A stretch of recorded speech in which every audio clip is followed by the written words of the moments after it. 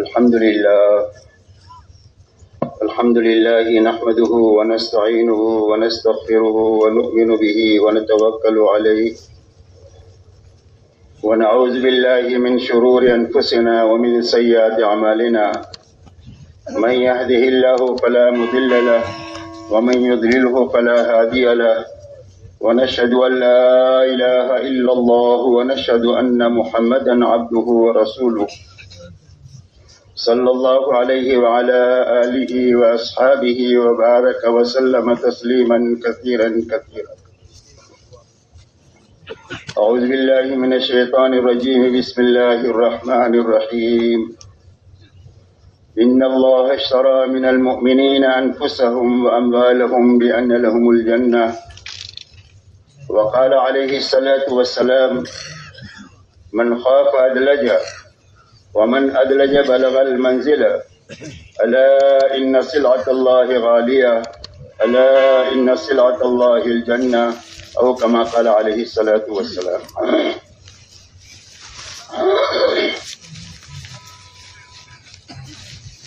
میرے محترم بزرگوں دوستو،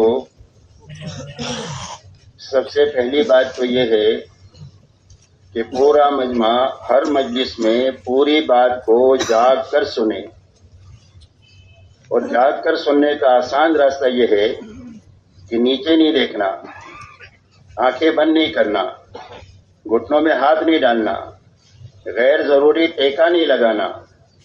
یہ ساری شکلیں جو ہے وہ نیند لانے کی ہے، اور نیند آسانی سے آ جاتی ہے. اس لیے پورے مجمع سے پہلی درخواست یہ ہے کہ پوری بات کو جاگ کر سنیں، اور جاگ کر سننے کے لیے آسان راستہ یہ ہے کہ بات کرنے والے کی طرف دیکھتے رہیں، تو انشاءاللہ نیند نہیں آئے گی. پھر بھی اگر آنکھ بند ہونے لگے تو اپنی آنکھوں کو مل کر کے اپنی نیند کو دور کیا جائے. پڑوسی بھی ایک دوسرے کا خیال رکھے کہ کوئی سو رہا ہو تو اس کو محبت کے ساتھ جگا دے. یہ اس کے ساتھ خیر خواہی ہے کہ اس کو پوری مجلس میں جاگ کر سننے کے لیے تیار کیا جائے. اس کے لیے پورے مجمع سے پہلی درخواست یہ ہے کہ وہ پورا مجمع اس کے لیے تیار ہے. اس لیے کہ اوپر بیٹھنے والے کو نظر آتا ہے کہ کون جاگ رہا ہے کون سو رہا ہے. اس لیے آپ سے ہماری درخواست جاگ کر پوری بات کے سننے کی ہے. دوسری بات میرے دوستو یہ ہے کہ ہر مجلس میں پوری بات کو شروع سے لے کر اخیر تک سننا ہے. اس لیے کہ ہر مجلس میں ایک کام متعلق ہے جو اس مجلس ہی سے ہو سکتا ہے، اور اجتماع کے پورا ہونے پر کام کی ایک مضبوط شکل ہر فرد کی زندگی میں ایسی قائم ہوگی کہ جس کو زندگی پر کرنا ہمارے لیے آسان ہوگا. اس کے لیے شروع سے لے کر اخیر تک ہر مجلس میں رہنا. جب پوری بات سنیں گے اور پوری بات سمجھیں گے تو ہی عمل پورا کر سکیں گے. اس لیے کہ اگر عمل ادھورا ہوگا تو اس کا کبھی بھی پورا نفع نہیں ملتا. اس لیے عمل پورا ہونے کے لیے ضروری ہے کہ پورا سنا جائے، پورا سمجھا جائے. دنیا میں کوئی بھی کام ایسا نہیں ہے کہ ادھورا کرنے سے یا نہ کرنے سے یا غلط کر کے صرف باتیں کرنے سے اس کا نفع ملتا ہو. ایسا دنیا میں کوئی بھی کام نہیں ہے. اس لیے پورا کام کرنا آسان ہو اس کے لیے شروع سے لے کر اخیر تک پوری بات کو سننا. اس کے لیے مجلس میں شروع سے رہنا، اخیر تک رہنا. اللہ یہ کہ کوئی واقعی ایسی کوئی مجبوری ہے کہ جس کی وجہ سے اٹھنا ضروری ہے اور شریعت بھی اس کی اجازت دیتی ہے تو پھر اٹھنے میں کوئی حرج نہیں ہے، ورنہ غیر ضروری مجلس سے اٹھا نہ جائے. اس لیے کہ شیطان بیچ میں آ کر بیٹھ کر آدمی کو گدگدی کرتا ہے مجلس سے اٹھانے کے لیے. اور شیطان کی گدگدی کیا ہے؟ شیطان کی گدگدی یہ ہے کہ وہ یہ کہے گا کہ پیشاب سی آ رہی ہے، حالانکہ آ نہیں رہی ہے. پیاس سی لگ رہی ہے، پیاس پانی کے لیے اٹھنا چاہیے تجھے، حالانکہ پیاس لگ نہیں رہی ہے. اگر بیٹھ کر کے سن لے تو کوئی حرج نہیں ہے، لیکن پھر بھی اس کو اٹھانے کے لیے گدگدی کرتا ہے. اس کے لیے کوشش یہ کرے کہ پوری مجلس میں شروع سے لے کر آخر تک رہے. کہ وہ رہیں گے سارے کے سارے انشاءاللہ. تیسری بات میرے دوستو یہ ہے کہ پوری بات کو دھیان اور توجہ سے سننا ہے. کہ جسم بھی یہاں ہے اور دل دماغ بھی یہاں ہے، تاکہ بات کانوں کے راستے سے دل تک پہنچ جائے. جو بات دل تک پہنچے گی وہ زندگی کے رخ کو صحیح کر دے گی. دین کی بات کا بہت زبردست اثر ہے، لیکن اس کا اثر اس وقت میں ملے گا جب یہ کانوں کے راستے سے دل تک پہنچے. اسی لیے کتابوں میں ایک واقعہ آتا ہے کہ ایک جماعت کسی گھر میں ڈکیتی ڈالنے کی کوشش کر رہی تھی. اتنے میں اس جماعت کا جو بڑا آدمی تھا اس کے کان میں گھر کے مالک کے قرآن پڑھنے کی آواز اس کے کان تک گئی، اور گھر کا مالک یہ پڑھ رہا تھا الم یعن للذین آمنوا ان تخشع قلوبهم لذکر اللہ. کیا ایمان والوں کے لیے وقت آیا نہیں ہے کہ ان کے دل اللہ کے لیے ڈر جائے، اللہ سے ڈر جائے؟ بس اس بات کا کانوں کے راستے سے دل تک کیا پہنچنا تھا کہ فوراً اس جماعت کے بڑے آدمی کے دل میں اللہ نے یہ بات ڈالی، اور انہوں نے اپنی زبان سے فوراً یہ کہا آ گیا آ گیا، اور اپنے سارے ڈکیتی کے سامان کو توڑ کر چھوڑ کر پھوڑ کر پورا مجمع بیت اللہ پہنچا، پکی سچی توبہ کیا، اور اس کے بڑے آدمی جو تھے وہ بہت بڑے اللہ والے بن کر فضیل ابن عیاض اس دنیا سے گئے.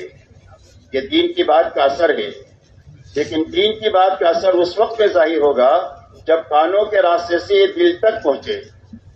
اس لیے دل تک پہنچنے کے لیے ضروری ہے کہ پوری بات کو دھیان اور توجہ کے ساتھ سنا جائے. اسی کے ساتھ میں عمل کی نیت سے بات کو سننا، اس لیے کہ اللہ کی یہاں سے داد و دہش کا جو نظام ہے وہ آدمی کی نیت اور ارادہ ہے. اگر آدمی کا ارادہ ہی نہیں عمل کا تو اللہ کی طرف سے توفیق نہیں ملے گی. اللہ کی طرف سے توفیق ملنے کی پہلی بنیاد سچا ارادہ ہے، اور سچا ارادہ اس کو کہتے ہیں کہ جس کے پیچھے اپنے بس کی کوشش ہو، اس کو سچا ارادہ کہتے ہیں. ورنہ تو اس کو آرزو کہیں گے یا تمنا کہیں گے، اور آرزو اور تمنا پر بھی ہدایت کا اللہ کی طرف سے فیصلہ نہیں ہوتا ہے اور توفیق نہیں ملتی ہے. توفیق جو ملے گی وہ ارادے پر ملے گی، اور ارادے کی سچائی کی علامت یہ ہے کہ ارادہ کرنے کے بعد آدمی اپنے بس کی کوشش اور صحیح کرے. دنیا کے ہر کام میں آدمی ارادہ کرتا ہے، شادی کا، سفر کا، کاروبار کا، مکان بنانے کا. تو ارادہ کرنے کے بعد اپنے بس کی کوشش کرتا ہے. جب کوشش کرتا ہے تو اللہ تعالیٰ اس کو برابر فرما دیتے ہیں اور اس کو پورا کروا دیتے ہیں اپنی قدرت کاملہ سے. جس کے لیے عمل کا ارادہ کریں گے تو اللہ عمل کی توفیق دیں گے، اور ہر حال میں اللہ تعالیٰ عمل کرا دیں گے. جی چاہے نہ چاہے، ماحول سازگار ہو ناسازگار ہو، طبیعت چاہے نہ چاہے، ہر حال میں عمل کی توفیق ملے گی، وہ عمل کی نیت کی برکت سے. اسی لیے حدیث پاک نے فرمایا وَإِنَّمَا لِكُلِّ امْرِئٍ مَّا نَوَىٰ، فرمایا ہر انسان کو وہ چیز ملے گی جس کی اس نے نیت کی، ارادہ کیا، اور اس کے بعد اپنے بس کی کوشش کیا. اس کے لیے عمل کی نیت سے بات کو سنیں. کہ بھائی عمل کی نیت سے سنیں گے انشاءاللہ.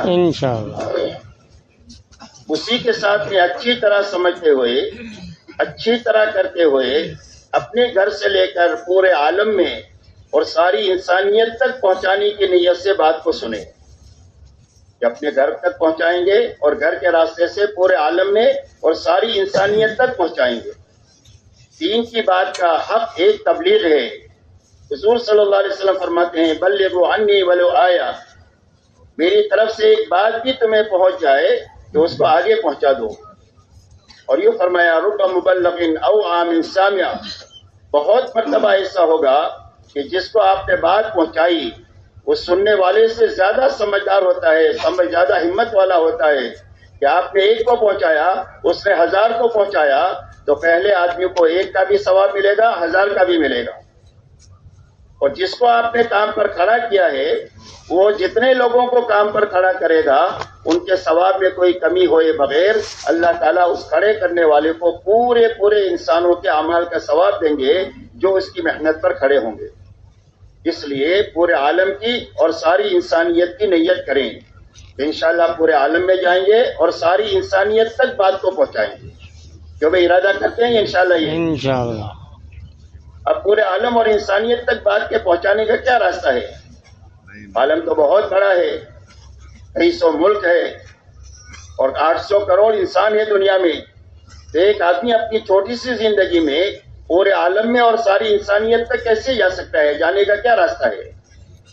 تو پورے عالم اور ساری انسانیت تک جانے کا راستہ یہ ہے کہ جہاں تک اور جتنوں تک جا سکتے ہیں اپنی زندگی میں جانا، اور جہاں تک نہیں جا سکے اور جتنے لوگوں تک نہیں پہنچ سکے وہاں تک بات کو پہنچانے کے لیے اپنی زندگی میں کام کے آدمی تیار کر کے دنیا سے جانا، بہترین کام کرنے والا مجمع بنایا۔ یہ محنت کا صحیح رخ ہے۔ حضور پاک صلی اللہ علیہ وسلم کو اللہ نے بڑا کام لے کر دنیا میں بھیجا تھا۔ آپ کی محنت کا میدان پورا عالم تھا، ساری انسانیت تھی اور قیامت تک کا زمانہ تھا۔ اتنا بڑا کام آپ کے ذمے ہے، اور اتنے بڑے کام پر قابو پانے کے لیے آپ کو صرف 23 سال کا زمانہ دیا گیا۔ آپ کو 40 سال پر نبوت ملی، 63 سال میں آپ اللہ کے پیارے ہو گئے، تو آپ کو 23 سال کا زمانہ ملا اتنے بڑے کام پر قابو پانے کے لیے۔ تو حضور صلی اللہ علیہ وسلم نے اتنے بڑے کام پر قابو پانے کے لیے محنت کا کیا رخ اپنایا؟ آپ نے محنت کا یہ رخ اپنایا کہ جتنا آپ کے بس میں تھا وہ اپنے بس کی پوری طاقت لگانے کے لیے آپ نے صرف پورے حجاز میں کام کیا، اور آپ کا لمبے میں لمبا سفر تبوک تک کا ہے، اور پورا عالم پڑا ہوا ہے جو آپ کی محنت کا میدان ہے۔ تو آپ نے انتھک محنت کرتے ہوئے اپنی بس کی طاقت حجاز میں لگائی اور لمبے میں لمبا سفر تبوک تک کا کیا، اور پورے عالم کے کام پر قابو پانے کے لیے آپ نے 23 سال میں بہترین اپنا عملہ تیار فرمایا صحابہ کا، جو صحابہ آپ کی زندگی کا آئینہ تھے۔ اسی لیے صحابہ آپ کے بارے میں فرمایا جاتا ہے کہ صحابہ کون لوگ تھے؟ فرمایا صحابہ کا تعارف 2 جملوں میں ہوتا ہے، فرسان بالنہار و رہبان باللیل، بسام بالنہار و بکام باللیل۔ فرمایا صحابہ ایسی جماعت ہے جو دین کے شہ سوار ہیں، کہ دین کو گھوڑے کی پشت پر بیٹھ کر پوری دنیا میں پھر رہے ہیں، لوگوں کو اللہ کی پہچان کرانے کے لیے کہ اللہ کون ہے اور کیسے ہیں، اللہ کی کیا طاقت ہے، اللہ کے کیا احسانات ہے، اللہ کی کیا قدرت ہے، اللہ کے کیا خزانے ہیں، یہ سمجھانے کے لیے دین کے شہ سوار ہے۔ اور فرمایا راتوں کے یہ عبادت گزار ہیں، کانوا قلیلا من اللیل ما یہجعون وبالاسحار هم یستغفرون۔ فرمایا راتوں کو یہ بہت کم سوتے ہیں اور آخر راتوں میں اٹھ کر اللہ کے سامنے استغفار کرتے ہیں کہ کام کا حق ادا نہیں ہوا۔ فرمایا یہ صحابہ کی جماعت ہے۔ فرمایا بسام بالنہار و بکام باللیل، دین کے دین کو حشاش بشاش اللہ کے دین کا کام کرنے والے ہیں، اور راتوں کو اللہ کے سامنے بہت زیادہ رونے والے ہیں۔ یہ صحابہ کی شان بتلائی۔ حضور صلی اللہ علیہ وسلم کی زندگی صحابہ میں منتقل ہو گئی۔ یہ صحابہ کون ہیں؟ فرمایا حضور صلی اللہ علیہ وسلم کی زندگی کا آئینہ ہے، جو آپ کی زندگی میں ہے وہ صحابہ کی زندگی میں منتقل ہوا۔ اس لیے قیامت تک کے لیے حق آپ کے اور آپ کے صحابہ کے ساتھ مقید ہے۔ تو حق کو سمجھنے کے لیے کیا کرنا ہوگا؟ تو حق کو سمجھنے کے لیے آپ کی طرف جانا ہوگا، آپ کے صحابہ کی طرف جانا ہوگا۔ اگر اپنے ماحول سے حق سمجھنے کی کوشش کریں گے تو غلطی پر ہوں گے اور اپنے آپ کو صحیح سمجھتے رہیں گے، نہ حق پر ہوں گے اور اپنے آپ کو حق پر سمجھتے رہیں گے، اور اگر اسی حالت میں موت آ گئی تو آخرت کا بہت بڑا نقصان ہو جائے گا۔ اس لیے حق مقید ہے آپ کے اور آپ کے صحابہ کے ساتھ میں۔ اس لیے آپ نے فرمایا حق کیا ہے؟ فرمایا ما انا علیہ واصحابی، فرمایا جس پر میں اور میرے صحابہ ہے، قیامت کا حق کا معیار یہی ہے۔ اس لیے حق آپ کے ساتھ ہے اور آپ کے صحابہ کے ساتھ میں ہے۔ آپ کا دین دعوت اور تعلیم کے لیے اللہ نے آپ کو داعی اور مبلغ بنا کر دنیا میں بھیجا تھا، تو آپ کے دین کا بڑا حصہ دعوت اور تعلیم کے لیے خرچ ہوتا تھا، خدمت کے ساتھ، لگانے کے ساتھ، لوگوں پر خرچ کے ساتھ میں، اور رات کا بڑا حصہ اللہ کے سامنے عبادت میں، آہوزاری میں اور اللہ کے سامنے قرآن پڑھنے میں اپنے رات کا بڑا حصہ خرچ ہوتا تھا۔ اسی لیے فرمایا کہ حضور پاک صلی اللہ علیہ وسلم رات کو ایسا روتے تھے کہ آپ کے سینے سے ایسی آواز آتی تھی جیسے ہنڈیا کے ابلنے کی آواز آتی ہے، اور آپ اتنا لمبا قیام کرتے تھے کہ آپ کے پیروں پر ورم آ جاتا تھا۔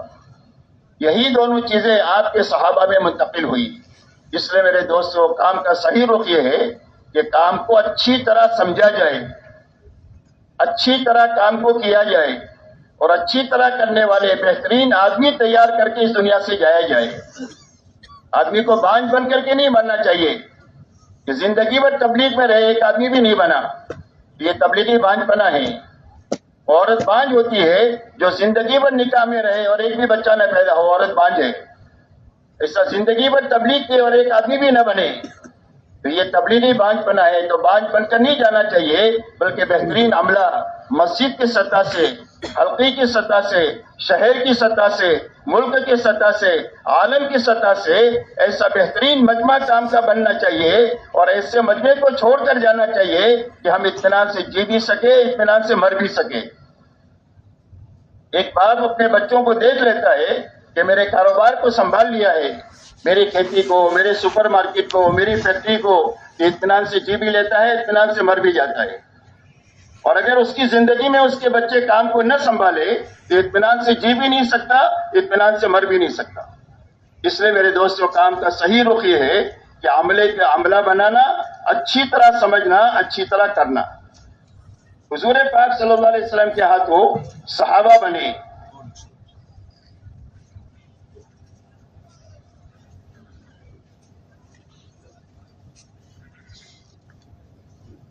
اور صحابہ کے ہاتھوں لاکھوں تابعین بنے، لاکھوں تابعین۔ یہ کام کا صحیح رخ ہے، مجمع کے ذریعے سے مجمع بننا، آدمی کے ذریعے سے کام کے آدمی بننا، یہ محنت کا صحیح رخ ہے۔ تابعین نے کروڑوں لاکھوں تابعین کو بنایا، اور تابعین نے لاکھوں ایمان والوں کو بنایا۔ اس کے بعد اللہ تعالیٰ نے اولیاء اللہ کا سلسلہ چلایا، ایک ایک ولی کے ہاتھوں دنیا میں لاکھوں لوگ تیار ہوئے۔ حضرت خواجہ معین الدین چشتی اجمیری رحمۃ اللہ علیہ نے ڈھاکہ سے اجمیر کا ایک سفر کیا، اس سفر میں 90 لاکھ لوگ ایمان میں داخل ہوئے۔ یہ محنت کا رخ قائم ہوا آدمیوں کے ذریعے سے آدمی بننے کا۔ پھر اللہ جل شانہ نے امت پر رحم فرمایا اور انسانیت پر رحم فرما کر کے محنت کا ایسا رخ عطا فرمایا کہ جو حضور صلی اللہ علیہ وسلم کے زمانے کے کام کے بہت زیادہ قریب ہے، ایسا کام کا رخ اللہ تعالیٰ نے عطا فرمایا۔ آپ کے زمانے میں کام کا یہ رخ تھا کہ سارے ایمان والے اپنے دین کے بارے میں فکر مند تھے، اپنی بس کی محنت کرنے والے تھے، اور اپنے بس کی طاقت دعا کی اللہ کے سامنے لگانے والے تھے۔ پورے ایمان والوں کی یہ 3 بنیادیں تھیں۔ ہر ایک اپنے دین کے بارے میں فکر مند تھے، دین کے بارے میں اپنی بس کی محنت لگانے والے تھے، اور اللہ کے سامنے دعا کی طاقت لگانے والے تھے۔ یہ تینوں بنیادیں 100% ایمان والوں میں تھی، جس کے نتیجے میں اللہ تعالیٰ نے دنیا میں دین کو قائم فرمایا۔ اللہ تعالیٰ نے محنت کا وہ رخ ہمارے زمانے میں عطا فرمایا۔ الحمدللہ اتنا بڑا مجمع جو یہاں میدان میں جمع ہے 3 دن کے لیے، اس کے بعد بھی بڑا مجمع آئے گا اتنا ہی۔ یہ سارا مجمع یہاں پر جو آ رہا ہے وہ بالکل اسی نوعیت کا ہے جس نوعیت کا مجمع حضور صلی اللہ علیہ وسلم کے زمانے میں کام میں تھا۔ تاجر بھی تھے، کسان بھی تھے، مزدور بھی تھے، مالدار بھی تھے، غریب بھی تھے، جوان بھی تھے، بوڑھے بھی تھے، بیمار بھی تھے، تندرست بھی تھے۔ غرض یہ کہ جو نوعیت آپ کے زمانے میں مجمع کی تھی، اللہ نے محنت کا وہ رخ ہمارے زمانے میں قائم فرمایا کہ اس پورے مجمع میں وہ ساری نوعیت کے لوگ موجود ہیں، اور صرف یہاں پر دین کے لیے آئے ہیں اور کوئی غرض نہیں ہے، اور صرف یہ سمجھنے کے لیے آئے ہیں کہ دین کی محنت کیا ہے کہ جس کو اپنی زندگی کا ہم مقصد بنائیں، اس کے لیے آئیے۔ اس لیے کہ ہر انسان کی زندگی کا ایک مقصد ہے، ایک ضرورت ہے۔ مقصد سمجھنا ہے، ضرورت سمجھنا ہے، تاکہ زندگی مقصد پر مقصد کے اعتبار سے لگے اور ضرورت پر ضرورت کے اعتبار سے لگے۔ یہ سمجھداری کی بات ہے۔ جو آدمی ضرورت کو مقصد بنا دے اور مقصد کو ضرورت سے بھی نیچے درجہ دے دے، یہ ناسمجھی کی بات ہے، اور یہ اپنے آپ کو مشکلات میں اور پریشانیوں میں مبتلا کرنے کا کام ہے۔ اسی لیے یہ سمجھنے کے لیے پورا مجمع یہاں پر آیا ہے۔ اللہ تعالیٰ نے ایسا کام کا رخ ہمیں عطا فرمایا۔ اس لیے میرے دوستو، ہمیں اس چیز کو سمجھنا ہے، صرف کہنے سننے کی حد تک نہیں رہنا ہے کہ بھئی کوئی کہہ رہا ہے، کوئی سن رہا ہے، اس کے بعد میں جو ہے وہ ہم 3 دن پورا ہو گئے، دعا کے بعد چلے گئے، بلکہ یہ سمجھنے کے لیے ہم جمع ہوئے ہیں کہ ہم یہ سمجھے کہ ہماری زندگی کا مقصد کیا ہے، اور ہماری ضرورتیں کیا ہیں، تاکہ مقصد پر مقصد کے اعتبار سے ہماری جانی مالی طاقت لگے اور ضرورت پر بقدر ضرورت لگے. یہی سمجھداری کی بات ہے کہ بھائی انشاءاللہ یہ سمجھنے کے لیے سارا مجمع تیار ہے نا انشاءاللہ.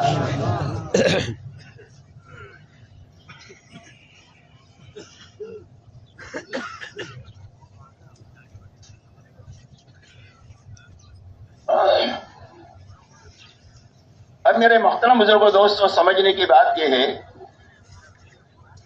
کہ اس دنیا میں انسانوں کو اللہ تعالیٰ نے ان کی عقل پر نہیں چھوڑا کہ وہ اپنی عقل سے یہ طے کرے کہ مقصد کیا ہے اور ضرورت کیا ہے. اس لیے کہ انسان اگر اپنی عقل سے طے کرے گا تو انسان ایسی ناکامی کے کھڈے میں گرے گا کہ جس کے بعد کبھی بھی وہاں سے نکل نہیں سکے گا. اس لیے کہ ہر زمانے میں ناسمجھوں کی تعداد زیادہ ہوتی ہے. پچھلے زمانوں میں ناسمجھ زیادہ رہے جو ہمیشہ تباہی کے گھاٹ اتر گئے. آج کے زمانے میں ناسمجھوں کی تعداد بہت زیادہ ہے جو اپنی تمام تر صلاحیتوں کو ضرورت پر مقصد کا درجہ دے کر کے لگا رہے ہیں اور اپنی تباہی کے گھاٹ اتر رہے ہیں. اس لیے کہ ہر انسان کی ایک ضرورت ہے، ایک مقصد ہے. ضرورت کے درجے میں ضرورت کو رکھا جائے تو ضرورت بھی پوری ہو جائے گی، اور مقصد بھی کے درجے میں مقصد کو رکھا جائے تو مقصد بھی ادا ہو جائے گا. اگر کوئی ناسمجھ، ایک آدمی کی فیکٹری ہے، اس میں ایک کام ہوتا ہے، ضرورت ہوتی ہے اور ایک مقصد ہوتا ہے. اس فیکٹری میں کوئی مال بن رہا ہے تو بنانا، کوالٹی چیک کرنا، پیسہ وصول کرنا، پیسہ دینا، لیبر کو سنبھالنا، یہ سارے کام ہیں. لیکن ہر انسان کی کچھ ضرورتیں بھی ہیں. جب انسان بھوک لگتی ہے تو کھانے کی ضرورت ہے، تھک جاتا ہے تو تھوڑے سے سستانے کی ضرورت ہے، استنجا کی ضرورت ہوتی ہے تو باتھ روم جانے کی ضرورت ہے. یہ ضرورت ہے. اگر کوئی ناسمجھ باتھ روم میں 3 گھنٹہ بیٹھا رہے اور 4 گھنٹہ سو جائے فیکٹری میں اور کھانے میں 2 گھنٹہ لگا دے اور ضرورت کے کام میں مقصد کے درجے میں اپنے کام کو نہ لگائیں تو کہ بھائی آپ اس کو سمجھدار کہیں گے کہ نہ سمجھ کہیں گے؟ کیا کہیں گے بتاؤ؟ نہ سمجھ کہیں گے. گھر کے لوگ اس کو پاگلوں کے دواخانے میں بھیجنے کی کوشش کریں گے کہ اس کو پاگل میں خانے میں بھیج دو تاکہ اس کے اندر میں سمجھ آئے یا نہ سمجھ ہے. اس لیے ضرورت کیا ہے اور مقصد کیا ہے یہ سمجھانے کے لیے اللہ تعالیٰ اپنے بندوں پر بہت مہربان ہے. اس مہربانی کے ناطے اللہ تعالیٰ نے ہر زمانے میں نبیوں کا سلسلہ چلایا، جس میں ہر زمانے میں نبیوں نے آ کر کے سب سے پہلے انسانوں کو یہ بات سمجھائی کہ اے میری قوم، ایک اللہ کی عبادت کرو، اللہ کے سوا کوئی معبود نہیں. یا قوم اعبدوا اللہ ما لکم من الہ غیرہ. ہر نبی کی پہلی دعوت یہ ہے کہ اے میری قوم، ایک اللہ کی عبادت کرو، اس لیے کہ تم اللہ کے بندے ہو، اللہ تمہارے رب ہے اور اللہ تمہارے معبود ہے. اس لیے تمہارا تعلق اللہ کے ساتھ جو ہونا چاہیے وہ عبادت اور بندگی کا ہونا چاہیے اور اطاعت کا ہونا چاہیے کہ زندگی کے ہر حرکت اور سکون میں اللہ کی اطاعت اور فرما برداری کے ساتھ جیو اور اسی پر مرو. اس لیے کہ دین کے ساتھ جینے کا حکم ہے اور دین پر مرنے کا حکم ہے. اسی لیے اللہ تعالیٰ فرماتے ہیں وَاعْبُدْ رَبَّكَ حَتَّىٰ يَأْتِيَكَ الْيَقِينُ. حضور صلی اللہ علیہ وسلم کو اللہ تعالیٰ حکم دے رہے ہیں کہ اللہ کی عبادت میں، اطاعت میں، بندگی میں لگے رہو. کب تک؟ فرمایا موت تک. اور فرمایا لا تموتن الا وانتم مسلمون. فرمایا تم مسلمان ہو کر کے مری ہو، نافرمان بن کر کے نہ مری ہو. تو کون مسلمان ہو کر کے مرے گا؟ جو مسلمان ہو کر جیے گا وہ مسلمان ہو کر مرے گا، اور جو مسلمان ہو کر مرے گا وہ مسلمان ہو کر کے حشر میں اٹھے گا. جیسی زندگی ایسی موت ہے اور جیسی موت ہے ایسا قیامت کے دن اٹھنا ہے. اس لیے میرے دوستو، ہر نبی نے سب سے پہلے انسانوں کو جو بات فرمائی یا قوم اعبدوا اللہ ما لکم من الہ غیرہ، اے میری قوم، ایک اللہ کی عبادت کرو، اس کے سوا تمہارا کوئی معبود نہیں ہے. اس لیے سب سے پہلا کام اور سب سے پہلا مقصد ہر انسان کا دنیا میں یہ ہے کہ اللہ کی عبادت اور بندگی کے ساتھ زندگی گزارے. تو عبادت کے معنی کیا ہے؟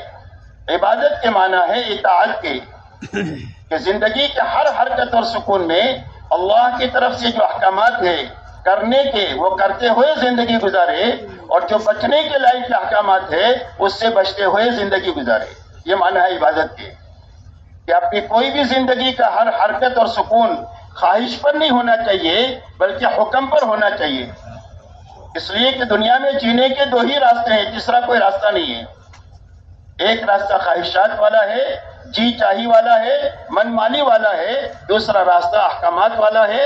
احکامات والا راستہ نبی لے کر آتے ہیں، خواہشات والا راستہ فرعون، شداد اور حامان کا ہے. خواہشات والا راستہ جہنم کی طرف جاتا ہے، حکموں والا راستہ اللہ کی طرف اور جنت کی طرف جاتا ہے. اس لیے سب سے پہلا کام ہر انسان کا یہ ہے کہ اپنی ذاتی زندگی کو دینداری والی بنائے، دینداری کے ساتھ جیے، دینداری پر مرے. یہ پہلا کام ہے. اس لیے کہ قبر میں ہر آدمی کے اس کے دین کے بارے میں پوچھا جائے گا. اگر دینی سوال جواب صحیح مل گیا تو قبر جنت کا باغ بن جائے گی یا تو جہنم کا گھڑا بن جائے گی. قبر میں یہی بات کی پوچھ ہوگی.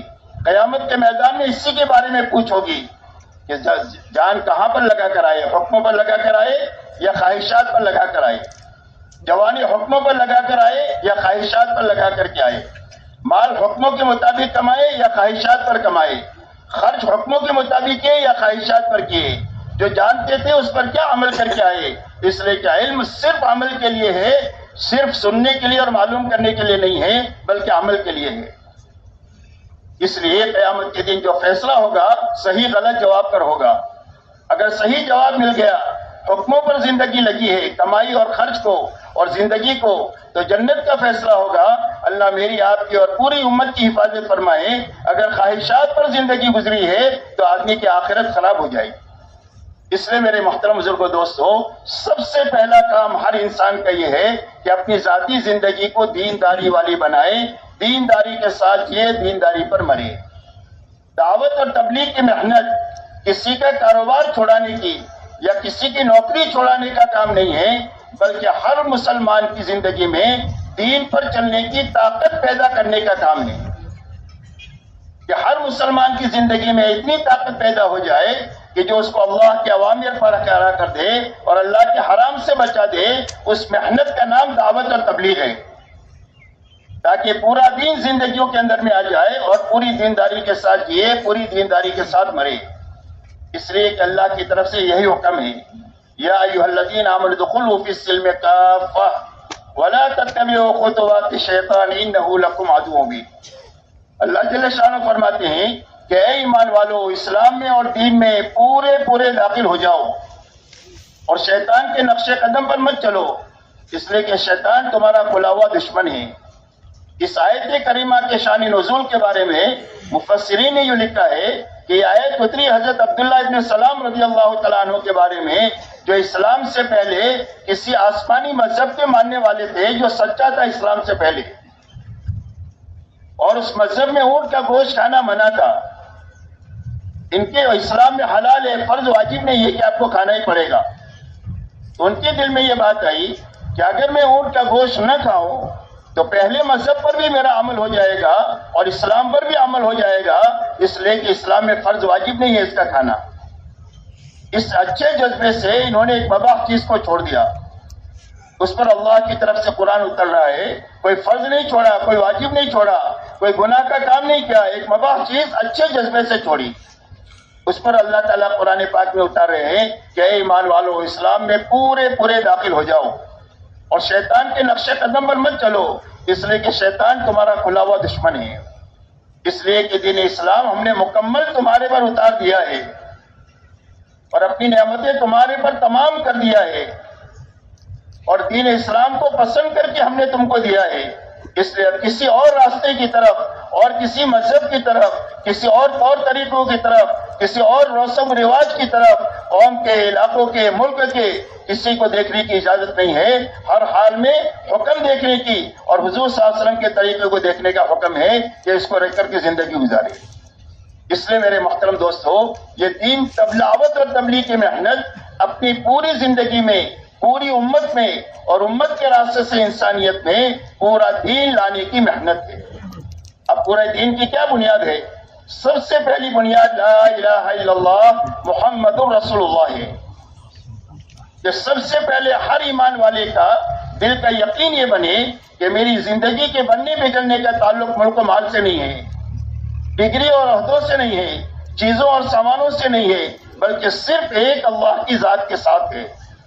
اللہ ہی زندگی کے بنانے والے ہیں اور اللہ ہی زندگیوں کے اجاڑنے والے ہیں۔ بنانا بھی اللہ ہی کا کام ہے، اجاڑنا بھی اللہ ہی کا کام ہے۔ زندگی اللہ ہی دیتے ہیں، موت اللہ ہی دیتے ہیں۔ اس کے بیچ میں زندگی جو بنے گی وہ اللہ کے بنانے سے بنے گی، اجڑے گی اللہ کے اجاڑنے سے اجڑے گی۔ یہ یقین سب سے پہلے ہر ایمان والے کا یہ بنے، اس لیے کہ پورے دین پر چلنے کی جو طاقت پیدا ہوگی وہ یقین کے راستے سے پیدا ہوگی۔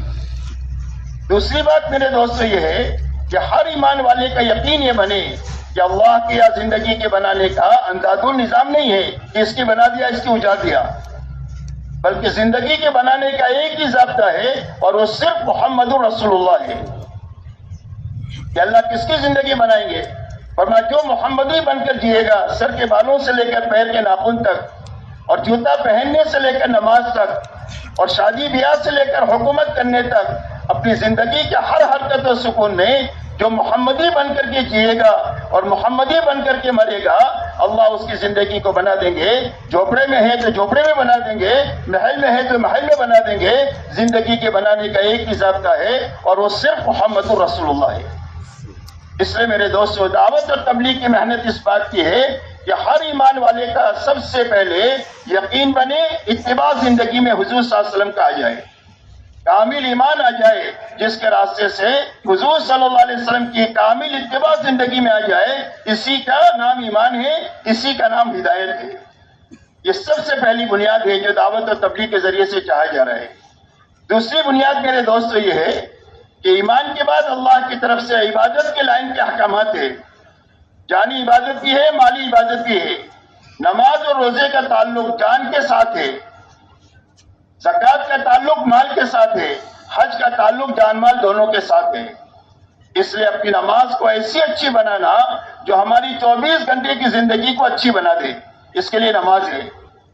روزہ ایسا اچھا رکھا جائے کہ جو ہماری زندگی میں تقوی پیدا کر دے، حرام سے بچنے کی طاقت پیدا کر دے۔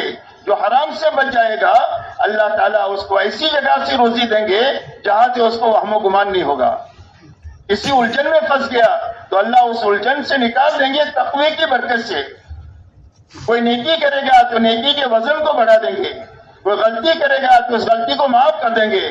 دنیا کے جتنے کام ہیں ان کاموں کو اللہ تقوی کی برکت سے آسان فرما دیں گے۔ فرمایا تقوی پیدا ہوگا روزہ اچھا رکھنے کے نتیجے میں، یہ غرض ہے۔ اس لیے اپنی عبادت کی لائن اچھی سے اچھی بنانا، جانی عبادت کو۔ ایسا ہی زکوٰۃ ایسے اچھی خوش دلی کے ساتھ دینا کہ ہمارے دلوں سے بخل ختم ہو جائے اور شو ختم ہو جائے۔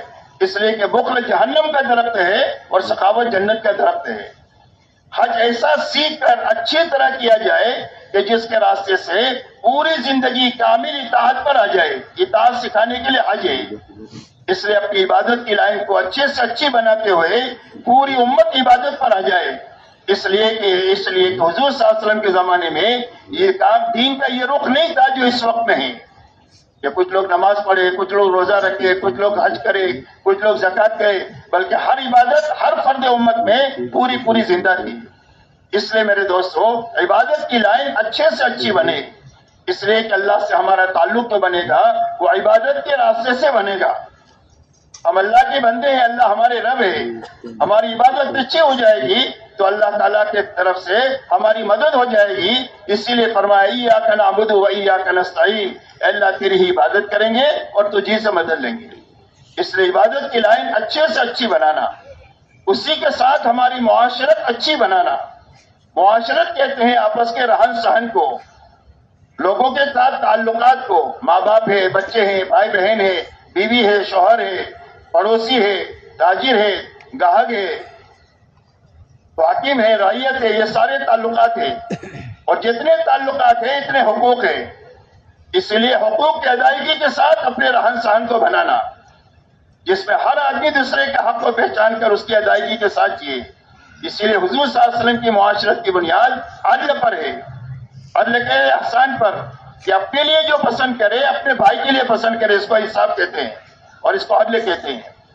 احسان پر ہے کہ حق تو دیں گے، حق سے زیادہ دیں گے، اس کا نام احسان ہے۔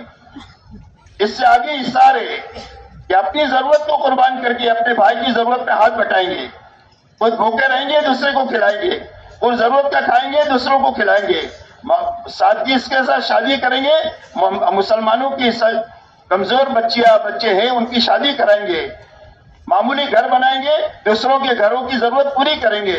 غرض یہ کہ احسان کے ساتھ میں بھی جئیں گے اور انصاف کے ساتھ میں بھی جئیں گے، اسی کے ساتھ ایثار کے ساتھ میں جینا، یہ حضور صلی اللہ علیہ وسلم کی معاشرت کی بنیاد ہے۔ حیا کے ساتھ جینا، سادگی کے ساتھ جینا، یہ حضور صلی اللہ علیہ وسلم کی معاشرت کی بنیاد ہے۔ بے حیائی اور فضول خرچی یہ غلط لوگوں کی معاشرت کی بنیاد ہے۔ پوری دنیا میں جتنا فساد ہے یا اسراف کی وجہ سے ہے یا بے حیائی کی وجہ سے ہے، اس لیے آپ نے اپنی معاشرت کو سادگی پر اٹھایا ہے اور حیا پر اٹھایا ہے۔ اس لیے ہماری معاشرت میں یہ بنیادیں زندہ ہو جو حضور صلی اللہ علیہ وسلم لے کر آئے ہیں، اسی کے ساتھ ہر انسان کی ضرورتیں ہیں، ان ضرورتوں کے حاصل ہونے میں حلال راستہ اختیار کرنا، حرام سے اپنے آپ کو بچانا، حلال راستہ اپنانا، حرام سے بچانا، اسراف سے نکلنا، سنت پر اپنی زندگی کو لانا۔ اس لیے کہ حلال اور حرام کی تاثیر ایسی ہے جیسا کہ کھانے کی ہوتی ہے، کھانا اچھا کھائے آدمی تو طاقت بنے گی، خوشی بنے گی۔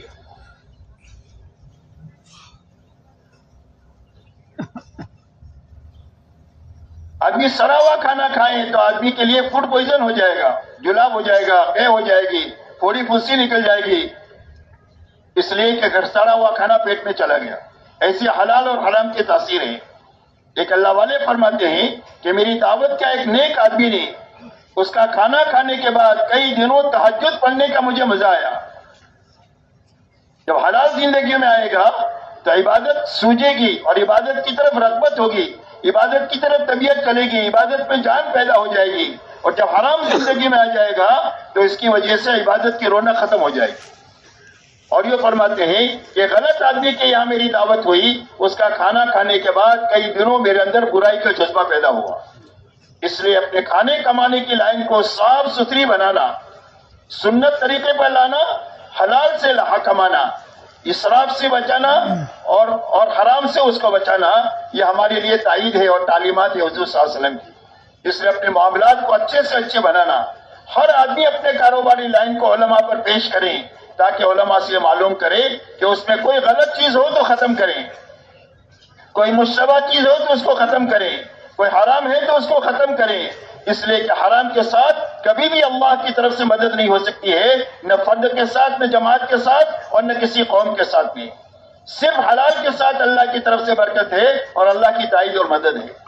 اس لیے اپنے کھانے کمانے کی لائنوں کو اچھے سے اچھی بنانا، اسی کے ساتھ میں اپنے اخلاقی زندگی کو اچھے سے اچھی بنانا۔ حضور پاک صلی اللہ علیہ وسلم نے اخلاق کا خلاصہ چند باتوں میں بتایا ہے، اور میں جو تمہارے ساتھ برائی کرے اس کے ساتھ بھلائی کرو، جو تمہارے پر ظلم و زیادتی کرے اس کو معاف کرو، درگزر کرو، اور فرمایا جو رشتہ داری کو توڑے اس کے ساتھ رشتہ داری کو جوڑو، اس لیے کہ رشتہ داری قیامت کے دن اللہ سے کہے گی کہ اللہ جس نے مجھے جوڑا اس کو اپنی رحمت سے جوڑ دے، اور جس نے مجھے دنیا میں توڑا اس کو اپنی رحمت سے توڑ دے اور اس کو کاٹ دے۔ اس لیے ہر حال میں رشتہ داریوں کو نبھانا، اور رشتہ داریوں کو نبھانے کے لیے کتنا ہی اپنے آنکھ پر برداشت کرنا پڑے تو برداشت کر کے رشتہ داری کو خراب نہیں کرنا چاہیے، ہر حال میں رشتہ داریوں کو نبھانا چاہیے۔ اسی کے ساتھ فرمایا جو تمہیں کبھی چائے پانی کا نہ پوچھے اس کو کھلاؤ پلاؤ، جو کبھی چائے پانی کا نہ پوچھے اس کو کھلاؤ پلاؤ، فرمایا اولین اور آخرین کے اخلاق ہے۔ اسی لیے صحابہ دنیا میں جو پھرے ہیں وہ ایمان کے ساتھ، اعمال کے ساتھ اور اخلاق کے ساتھ دنیا میں پھرے ہیں۔ یہ تین بنیادیں ان کی پھرنے کی، ایمان، اعمال اور اخلاق کے ساتھ میں۔ اسی کے ساتھ اپنی زندگی کا مقصد اللہ کو بنانا اور آخرت کو بنانا، کہ دنیا میں ہم کیسے جئیں گے، اور میں ایسے جئیں گے کہ اللہ راضی ہو جائے اور ہماری آخرت بن جائے۔ ہر قدم پر یہ سوچیں گے کہ اس قدم سے میری آخرت بنے گی یا اجڑے گی، تو آخرت کے بنانے والا ہر عمل کرتے ہوئے زندگی گزارنا، اللہ کو راضی کرنے کے جذبے کے ساتھ ہر عمل کو کرنا کہ اللہ راضی ہو جائے، ہماری آخرت بن جائے۔ ہماری دنیا میں آنے کی غرض ملک و مال نہیں ہے، بلکہ ہماری غرض دنیا میں آنے کی ہے کہ اللہ راضی ہو جائے، ہماری آخرت بن جائے۔ اس لیے میرے دوستو، ایک تو سب سے پہلی غرض جو ہر انسان کے مقصد کے درجے کی ہے،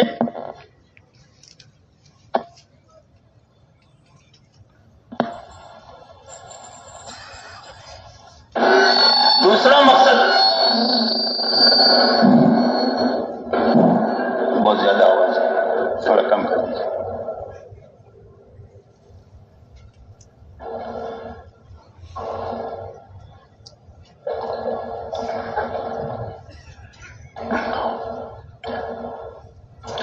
دوسری چیز میرے دوستو مقصد کی یہ ہے کہ ہر ایمان والا اپنی ذاتی زندگی کو دینداری والی بناتے ہوئے اپنے گھرانے میں دینداری لانے کی فکر، محنت، دعا کے ساتھ رہے، اپنے محلے میں دینداری آئے، ہمارے پڑوس کے محلوں میں، بستیوں میں اطراف کی دین آئے، ہمارے شہر میں، ملک میں آئے، اور عالم کے چپے چپے میں دین زندہ ہو جائے۔ اس کی فکر، محنت اور دعا کے ساتھ جینا یہ ہر ایمان والے کی دوسری ضرورت ہے، دوسرا مقصد ہے اور زندگی کی ذمہ داری ہے۔ ذمہ داری اس کو کہتے ہیں کہ پوری ہو جائے تو اللہ کی بڑی بڑی مددیں ہو جائے، اس کو ذمہ داری کہتے ہیں۔ اور اگر ذمہ داری پوری نہ ہو تو اللہ کی طرف سے پوچھ بھی ہو جائے، ایسے مسائل اور ایسے حالات پیدا ہو جائے کہ جینا بھی مشکل ہو جائے اور دین پر رہنا بھی مشکل ہو جائے، یہاں تک کہ ایمان کے لالے پڑ جائے، ذمہ داری پوری نہیں ہوتی ہے تو ایسے حالات دنیا میں پیدا ہوتے ہیں، اور ذمہ داری پوری ہو جاتی ہے تو اللہ کی مدد سے دنیا بھی سنور جاتی ہے، آخرت بھی سنور جاتی ہے۔ اسی لیے حضور پاک علیہ الصلوۃ والسلام نے پوری امت کو دین پر اور دین کی محنت پر اٹھایا ہے۔ اللہ تعالیٰ بھی قرآن پاک میں ہر ایمان والوں کو یہ دونوں ذمہ داری سمجھاتے ہیں، فَاسْتَقِمْ كَمَا أُمِرْتَ وَمَنْ تَابَ مَعَكَ۔ فرما حضور صلی اللہ علیہ وسلم کو یہ حکم ہے کہ آپ اپنے آپ کو پابند بنائیں ان تمام احکامات کا جو اللہ کی طرف سے آپ کو دیے گئے ہیں، اور جو آپ کے ساتھ ایمان لانے والے ہیں ان کے بھی ذمے سب سے پہلا کام یہ ہے کہ اپنی ذاتی زندگی کو دینداری والی بنائیں، استقامت والی بنائیں اور پابندی والی بنائیں۔ یہ پہلی ذمہ داری ہے آپ کی بھی اور پوری امت کی اور قیامت تک کے آنے والے انسانوں کی۔ دوسری ذمہ داری اللہ تعالیٰ قرآن پاک میں فرماتے ہیں، یا ایھا الذین آمنوا کونوا انصار اللہ۔ اللہ جل شانہ سارے ایمان والوں سے مخاطب ہے، قیامت تک آنے والے ایمان والوں سے کہ اے ایمان والو، اللہ کے دین کے مددگار بن کر دنیا میں جیو۔ تو اللہ کے دین کی نصرت اور مدد کیا ہے کہ اپنی زندگی کو ذاتی دینداری بناتے ہوئے اپنے گھرانے سے لے کر عالم کے دیندار بننے کی فکر کرنا، محنت کرنا اور دعا کرنا، یہ تین چیزیں ہمارے ذہن میں ہیں، فکر، محنت اور دعا۔ حضور صلی اللہ علیہ وسلم کے صفات جو بیان کیے گئے اس میں سے بعضی صفات میں یہ آتا ہے کہ آپ دائم الفکر متواصل الاحزان لیست لہ راحہ، فرمایا آپ ہمیشہ فکر مند رہتے تھے، آپ ہمیشہ غمگین رہتے تھے، اور آپ کو کبھی کسی کروٹ چین نہیں تھی، راحت نہیں تھی، ہمیشہ آپ کام میں رہتے تھے۔ اس لیے دین کی نصرت ہر ایمان والے کی ذمہ داری ہے۔ اسی لیے جب دین کے بڑے مددگار ہو گئے، کچھ سالوں کے بعد دعوت کا کام شروع ہونے کے بعد اور حضور صلی اللہ علیہ وسلم کو نبوت کی ذمہ داری ملنے کے بعد، جب دین کے مددگار بڑھے اور ہجرت وجود میں آئی اور انصار کھڑے ہوئے، تو اس وقت میں انصار کے دل میں یہ بات آئی کہ کام کے شروع میں کام کے تقاضے بہت تھے اور کام کرنے والے تھوڑے تھے، تو سارے تقاضے ہمارے پر ہی آتے تھے، اور ان تقاضوں کو پورا کرنے کی وجہ سے باغات کی دیکھ بھال میں کمی ہوئی ہے، جس کی وجہ سے باغات میں کچھ ویرانی سی آئی ہوئی ہے۔ اگر حضور صلی اللہ علیہ وسلم تھوڑی سی چھٹی دے دیں اور تھوڑی سی ہم کو مہلت دے دیں تو ہم اپنے باغات کی دیکھ بھال کر کے ہم واپس آ کر کے کام میں لگ جائیں۔ ابھی آپ نے کوئی جواب نہیں دیا، اور اللہ کی طرف سے قرآن اتر رہا ہے، انفقوا فی سبیل اللہ ولا تلقوا بایدیکم الی التہلکہ واحسنوا ان اللہ یحب المحسنین۔ اللہ جل شانہ فرماتے ہیں کہ دین کے لیے اپنی جان اور مال کو لگاتے رہو اور خرچ کرتے رہو، لگے رہو اور لگاتے رہو، اور اپنے ہاتھوں اپنے آپ کو ہلاکت میں مت ڈالو۔ یہ دین کی محنت کو چھوڑ کر اپنی دنیا کے سنوارنے کے لیے تمہارے جانے کی جو بات دل میں پیدا ہو رہی ہے، یہ اپنے ہاتھوں اپنے آپ کو ہلاکت میں ڈالنے والی بات ہے۔ اس لیے کہ جس راستے پر تم جانا چاہ رہے ہو وہ راستہ غیر یقینی ہے زندگیوں کے بنانے کا، اور بہت لمبا راستہ ہے کہ صدیاں بیت جائیں گی اور نسلیں ختم ہو جائے گی اور تمہارے مسائل حل نہیں ہوں گے. اور یہ راستہ جس راستے پر تم ہو یہ بہت ہی شارٹ کٹ راستہ ہے اور زندگیوں کے بنانے کا یقینی راستہ ہے. تھوڑے سے عرصے میں تمہارے سارے مسائل یقینی طور پر حل ہو جائیں گے اور مختصر عرصے میں ہو جائیں گے. اس لیے اپنے ہاتھوں ہلاکت میں مت ڈالو اور نیکی کے راستے پر چلتے رہو. اللہ نیکوکاروں کو پسند فرماتے ہیں. اس لیے میرے محترم دوستو یہ دو بنیادیں ہیں جو مقصد کے درجے ہی کی ہر ایمان والے کی. ایک تو دعوت ہے اور ایک عبادت ہے. ایک استقامت ہے ایک نصرت ہے. ایک دین ہے ایک دین کی محنت ہے. اگر یہ دو بنیادیں امت میں زندہ رہے گی تو اللہ تعالیٰ کی مدد امت کے ساتھ رہے گی. اور اگر یہ دو بنیادوں میں کمی ہو جائے گی تو اللہ کی مدد روٹ جانے کی وجہ سے امت کے بعد جتنے ہی دنیاوی لائن کے وسائل ہو لیکن وسائل سے ان کے مسائل حل نہیں ہوں گے جیسے اس وقت میں نہیں ہو رہے ہیں. اس لیے کہ وسائل اسی وقت میں حل ہوں گے جب امت مقصد پر آئے گی. اس لیے میرے دوستو حضور پاک صلی اللہ علیہ وسلم نے پوری امت کو ان دو بنیادوں پر اٹھایا ہے. اور ان دونوں بنیادوں پر اٹھانے کے لیے اس دنیا میں اللہ نے جس چیز کو سبب بنایا ہے وہ محنت کو سبب بنایا ہے. اس لیے کہ دنیا محنت کی جگہ ہے. یہ دنیا محنت کی جگہ ہے. ہر کام کے پیچھے محنت ہے. معمولی دنیا کی چیز کو حاصل کرنے کے لیے آدمی کو محنت کرنا پڑے گی. اس لیے کہ دنیا کو محنت کی جگہ اللہ نے بنایا ہے. پوری دنیا میں جو نقشہ قائم ہوا ہے دنیا کی ترقی کا, چمک دمک کا, یہ رونق کا, یہ ایسا ہی اندھادھن نہیں بنا ہے بلکہ میرے دوستو انسانوں کی اس کے پیچھے محنت لگی ہے. انسانوں کی جان مال لگی ہے. انسانوں کی صلاحیتیں اس کے اوپر لگی ہے.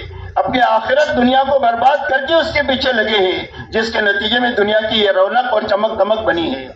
اگر آج سے 100 سال پہلے انسانوں کو یہ بتا دیا جاتا کہ 100 سال کے بعد دنیا کا یہ نقشہ ہوگا تو کوئی بھی اس کو ماننے کے لیے تیار نہ ہوتا. لیکن آپ اور ہم اچھی طرح جانتے ہیں کہ دنیا میں جو کچھ بھی ترقی نظر آ رہی ہے یہ انسانوں کی محنت کا ثمرہ ہے. اس لیے کہ اللہ تعالیٰ نے دنیا کو محنت کی جگہ بنایا ہے. حضور پاک علیہ الصلوۃ والسلام نے پوری امت کو بنانے کے لیے اور امت جن مسائل سے دو چار تھی ان مسائل سے نکالنے کے لیے آپ نے ان کی محنت کا رخ صحیح کیا ہے. یاد سب کیا ہے یہ اچھی طرح سمجھنا ہے.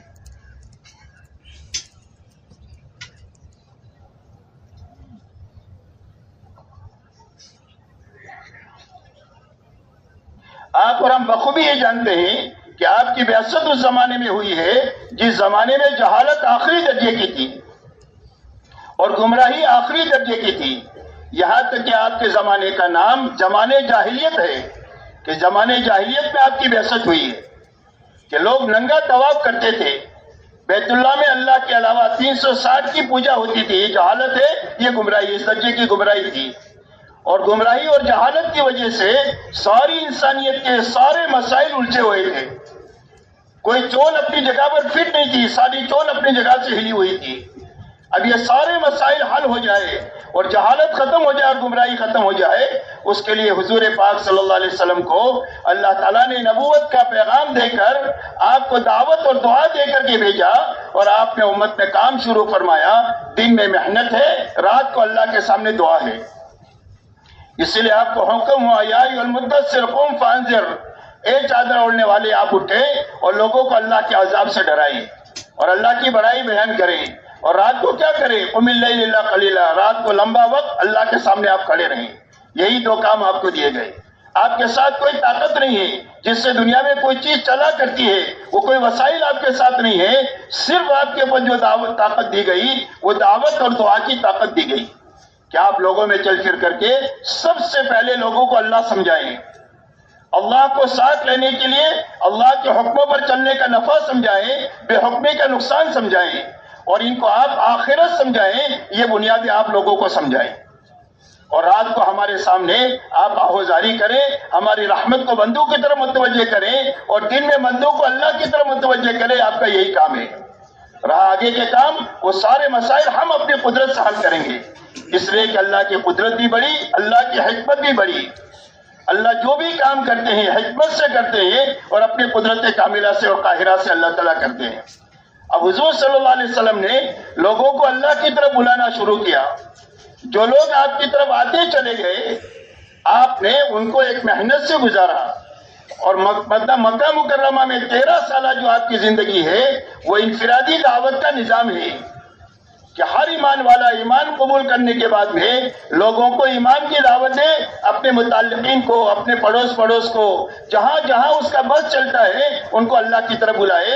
انفرادی دعوت کا نظام 13 سالہ مکی زندگی میں قائم ہوا، لیکن 13 سالہ محنت کے نتیجے میں مکہ میں ماحول نہیں بن سکا چند سو لوگوں کے علاوہ، تو اللہ کی طرف سے حکم ہوا کہ آپ ہجرت فرما کر مدینہ منورہ تشریف لے جائے۔ آپ مدینہ منورہ تشریف لے گئے تو مدینہ منورہ میں 10 سالہ آپ کی زندگی ہے، اس کے بعد آپ اللہ کو پیارے ہو گئے۔ اس 10 سالہ زندگی میں آپ نے 27 سے زیادہ سفر فرمائے، کم و بیش وقت میں کن حالات میں سفر فرمائے کہ آپ کے گھر کا یہ حال ہے کہ 2 مہینے گزر جاتے ہیں اور آپ کے گھر میں چولہا نہیں جل رہا ہے، ایسے حالات میں آپ نے سفر فرمائے۔ صحابہ کا حال یہ ہے کہ پوری سب کی سب بھوک کی وجہ سے گر جا رہی ہے، اور ایسی حالت میں ان کے 150 سفر کرائے 10 سال کے اندر میں، نزدیک اور دور کے، چھوٹی بڑی جماعت بنا کر کم زیادہ وقت کے لیے۔ غرض یہ کہ جتنا ضرورت تھی اس ضرورت کے مطابق مدنی زندگی میں 150 سفر کرائے گئے، اور یہ اجتماعی دعوت کا نظام آپ نے مدینہ منورہ میں قائم فرمایا۔ یہ 13 سالہ مدنی اور مکی زندگی کے اندر میں آپ نے امت کو دعوت میں لگایا، اور دعوت میں لگا کر کے سب سے پہلے ان کی محنت کا رخ صحیح کیا، اس لیے کہ محنت صحیح ہو جائے گی تو زندگیوں کا رخ صحیح ہو جائے گا۔ یاد رکھیں، جب تک محنت صحیح نہ ہو جب تک زندگیوں کا رخ صحیح نہیں ہو سکتا۔ ایک آدمی مخلوق پر پوری طاقت لگائے اور اس کا رخ خالی کی طرف ہو، یہ کبھی نہیں ہو سکتا۔ مال پر پوری طاقت لگے اور اس کا رخ اعمال کی طرف ہو، عوامل کی طرف ہو، یہ نہیں ہو سکتا۔ ایک آدمی کی پوری طاقت دنیا پر لگے اور اس کا رخ آخرت کی طرف ہو، یہ نہیں ہو سکتا۔ اس لیے حضور پاک علیہ الصلوۃ والسلام نے اس امت کو بنانے کے لیے اور پوری انسانیت کے سارے مسائل کو حل کرنے کے لیے آپ نے سب سے پہلے محنت کا رخ صحیح فرمایا۔ تو محنت کا کیا رخ آپ نے صحیح فرمایا، یہ سمجھنا ہے۔ محنت کا رخ آپ نے یہ صحیح فرمایا کہ ہر ایمان والا اپنی جان مال دعوت پر اتنی لگائے جتنا دعوت کا تقاضا ہے۔ دعوت پر جان مال کتنے لگائیں؟ کیوں بھائی کتنے لگائیں؟ جتنا دعوت کا تقاضا ہے۔ ہم اپنے گھر کاروبار میں کتنے لگتے لگاتے ہیں؟ جتنا تقاضا ہے اتنے لگتے لگاتے ہیں تو سارے تقاضے پورے ہو جاتے ہیں۔ حضور صلی اللہ علیہ وسلم نے محنت کا رخ صحیح کرنے کے لیے ہر ایمان والا جو آپ کی دعوت پر ایمان میں آیا اس کی جان مال کو دعوت پر اتنی لگوائی جتنا دعوت کا تقاضا تھا۔ اس لیے پوری 23 سالہ جتنی تشکیل ہے وہ تقاضے کی تشکیل ہے۔ اچھی طرح حیات الصحابہ کو ہم پڑھیں کہ ساری تشکیل تقاضے کی تشکیل ہے، جتنا تقاضا اتنی تشکیل۔ دوسری بنیاد جس پر آپ نے پوری امت کی جان مال لگائی ہے وہ عبادت ہے، کہ ہماری عبادت میں حقیقت پیدا ہو جائے اور ہمارا تعلق اللہ سے مضبوط ہو جائے۔ اس کے لیے ہر ایمان والا اپنی جان مال عبادت پر اتنی لگائے کہ عبادت میں حقیقت پیدا ہو جائے، عبادت امت میں زندہ ہو جائے۔ ہر ایمان والے کی جان مال دعوت پر لگوائی گئی تقاضے کے بقدر، عبادت پر لگوائی گئی تقاضے کے بقدر۔ جتنا تقاضا ہے اتنا عبادت میں اپنی جان مال لگانا تاکہ عبادت میں حقیقت پیدا ہو جائے۔ تیسری لگانے کی بنیاد اخلاق ہے کہ اپنی جان مال کو اللہ کی مخلوق کو راحت پہنچانے پر لگائیں گے، یتیموں پر، بیواؤں پر، مسکینوں پر، محتاجوں پر، مقروضین پر، بیماروں پر، مدیونین کے اوپر، ان کی ضرورتوں کے ہاتھ بٹانے میں اور ان کی ضرورتوں کے پورا کرنے میں اپنی جان مال لگائیں گے۔ اس لیے کہ اللہ نے انسان کو اپنا خلیفہ بنا کر دنیا میں بھیجا ہے، یہ اچھے اخلاق کے ساتھ متصف ہو کر زندگی گزارے گا۔ اس لیے اپنی جان مال اللہ کی مخلوق کو راحت پہنچانے پر اتنی لگائے جتنا اخلاق کا تقاضا ہے۔ یہ 3 بنیادیں ہیں جس کو امت کے سنبھلنے کی بنیاد ہے، اور آپ نے پوری امت کو ان 3 بنیادوں پر لگایا ہے کہ ہر ایمان والا اپنی جان مال دعوت پر لگائے، عبادت پر لگائے، اخلاق پر لگائے، جتنا لگائے جتنا اس کا تقاضا ہے۔ عملی طور پر اسی پر اٹھایا، جب کبھی سمجھانے کا موقع آیا تو یہی باتیں سمجھائی۔ حضور صلی اللہ علیہ وسلم سے پوچھا گیا ای العمل افضل، سب سے بہترین عمل کیا ہے؟ آپ نے فرمایا الصلاۃ، نماز، اور نماز کہہ کر پورا دین پوری عبادت کو مراد دیا۔ فرمایا ثم بر الوالدین، ماں باپ کے ساتھ اچھا سلوک کرنا، اس کو کہہ کر کے پوری اخلاقی لائن کو بیان فرمایا۔ فرمایا ثم فرمایا الجہاد فی سبیل اللہ، اللہ کے دین کی سربلندی کے لیے اپنے آپ کو مٹانا اور کھپانا، فرمایا یہ تیسری بنیاد ہے۔ دعوت، عبادت اور اخلاق، یہ تین بنیادیں بیان فرمائی۔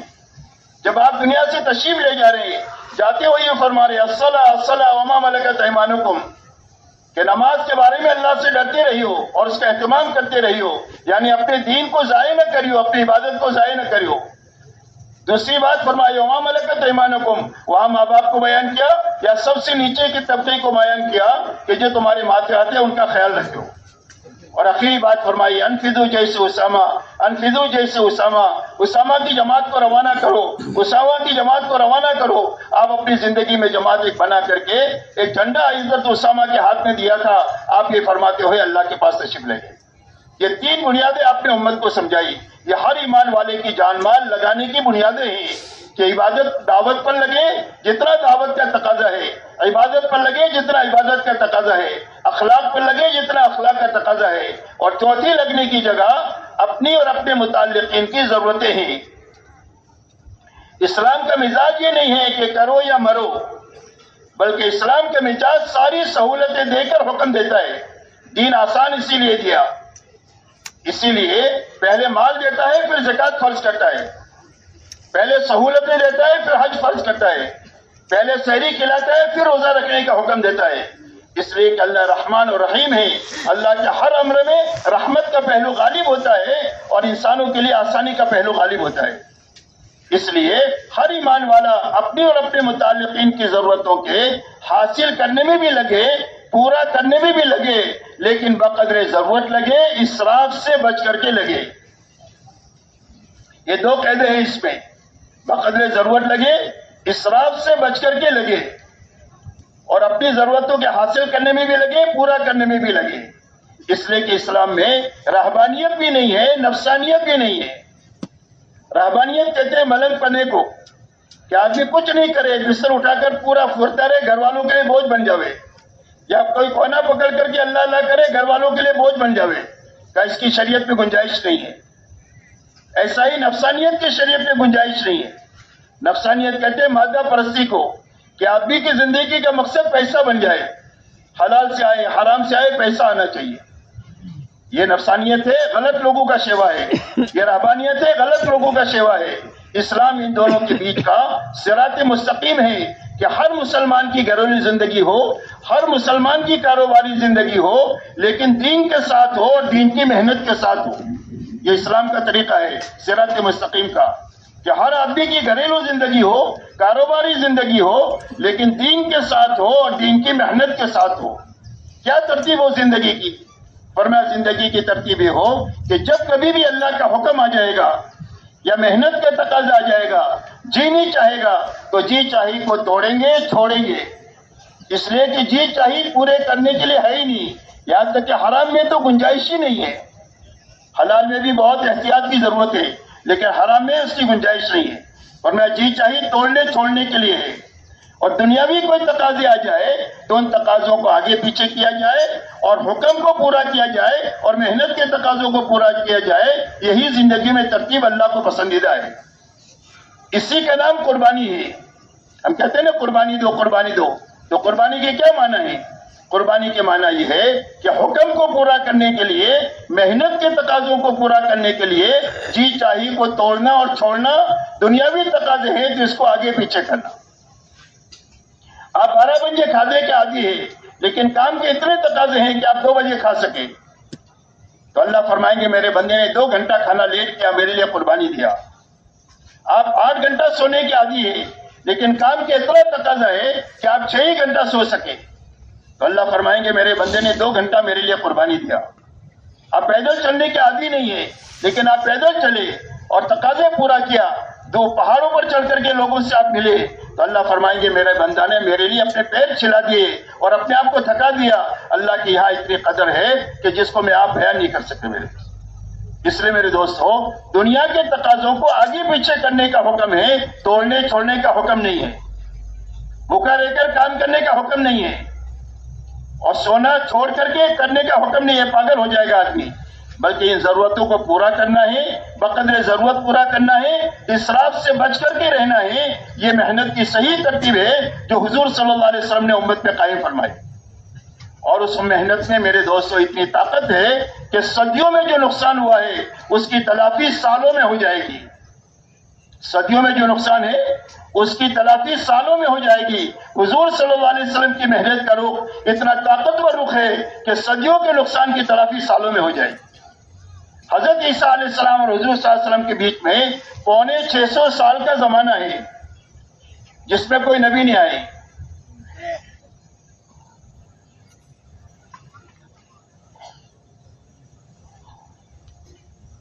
انسانوں میں جہالت آخری درجے کی اور گمراہی آخری درجے کی، اور یہ ساری جہالت اور گمراہی صرف 23 سال میں ختم ہوئی ہے۔ کتنے سال میں ختم ہوئی؟ صرف 23 سال میں۔ یہ نبوت کی طاقت ہے، نبوت کی محنت کی طاقت ہے۔ نبوت کا سلسلہ اللہ نے ختم فرما دیا، وہی کا آنا آپ کے اوپر بند ہو گیا، لیکن نبوت کی محنت کی جو طاقت ہے وہ قیامت تک کے لیے ہے۔ جس زمانے میں بھی نبوت کے نہج پر نبوت کا کام پورا ہو جائے گا اور صحیح ہو جائے گا، اللہ اس کے وہی نتائج مرتب فرمائیں گے جو آپ کے زمانے میں مرتب فرمائے۔ اچھی طرح سمجھیں، نبوت کا کام اتنا طاقتور ہے، قیامت تک کے لیے اس کی طاقت ہے۔ نبوت کا سلسلہ ختم ہو، کوئی نبی نہیں آئے گا، وہی کا آنا بند ہو گیا، لیکن نبوت کی محنت کی طاقت قیامت تک کے لیے۔ لیکن محنت کی طاقت اس وقت میں ظاہر ہوگی جب محنت صحیح ہو، نعمت پوری ہو۔ دنیا میں کوئی کام ادھورا کرنے سے اس کا پورا نفع نہیں ملتا، نہ کرنے سے اس کا نفع نہیں ملتا، غلط کرنے سے اس کا نفع نہیں ملتا۔ نفع اسی وقت میں ملے گا جب کام کو صحیح کیا جائے، پورا کیا جائے۔ آپ نے گٹلی زمین میں 5 میٹر نیچے ڈال دیا کہ بھائی اگے گی، 5 میٹر نیچے ڈالنے سے اگتی ہے کہ گٹلی؟ آپ زمین پر ڈال کر آ گئے تو اگے گی؟ نہیں اگے گی۔ اللہ کی قدرت ہے، لیکن اللہ اپنی قدرت اندھادھند استعمال نہیں کرتے۔ اللہ کی قدرت کے استعمال کی سنتیں ہیں، اس سنتوں کے ماتحت اللہ تعالیٰ اپنی قدرت اور حکمت سے کرتے ہیں، احتیاط کی وجہ سے نہیں کرتے۔ اس لیے میرے دوستو، جب گٹلی آپ صحیح رکھیں گے زمین میں تو اللہ اگائیں گے۔ نطفہ آپ نے صحیح جگہ پر رکھا تو اللہ انسان بنا دیں گے، انسان نہیں بلکہ خاندان بنا دیں گے۔ اگر ایک آدمی نطفہ غلط جگہ رکھتا رہے گا تو قیامت تک آدمی نہیں بنے گا۔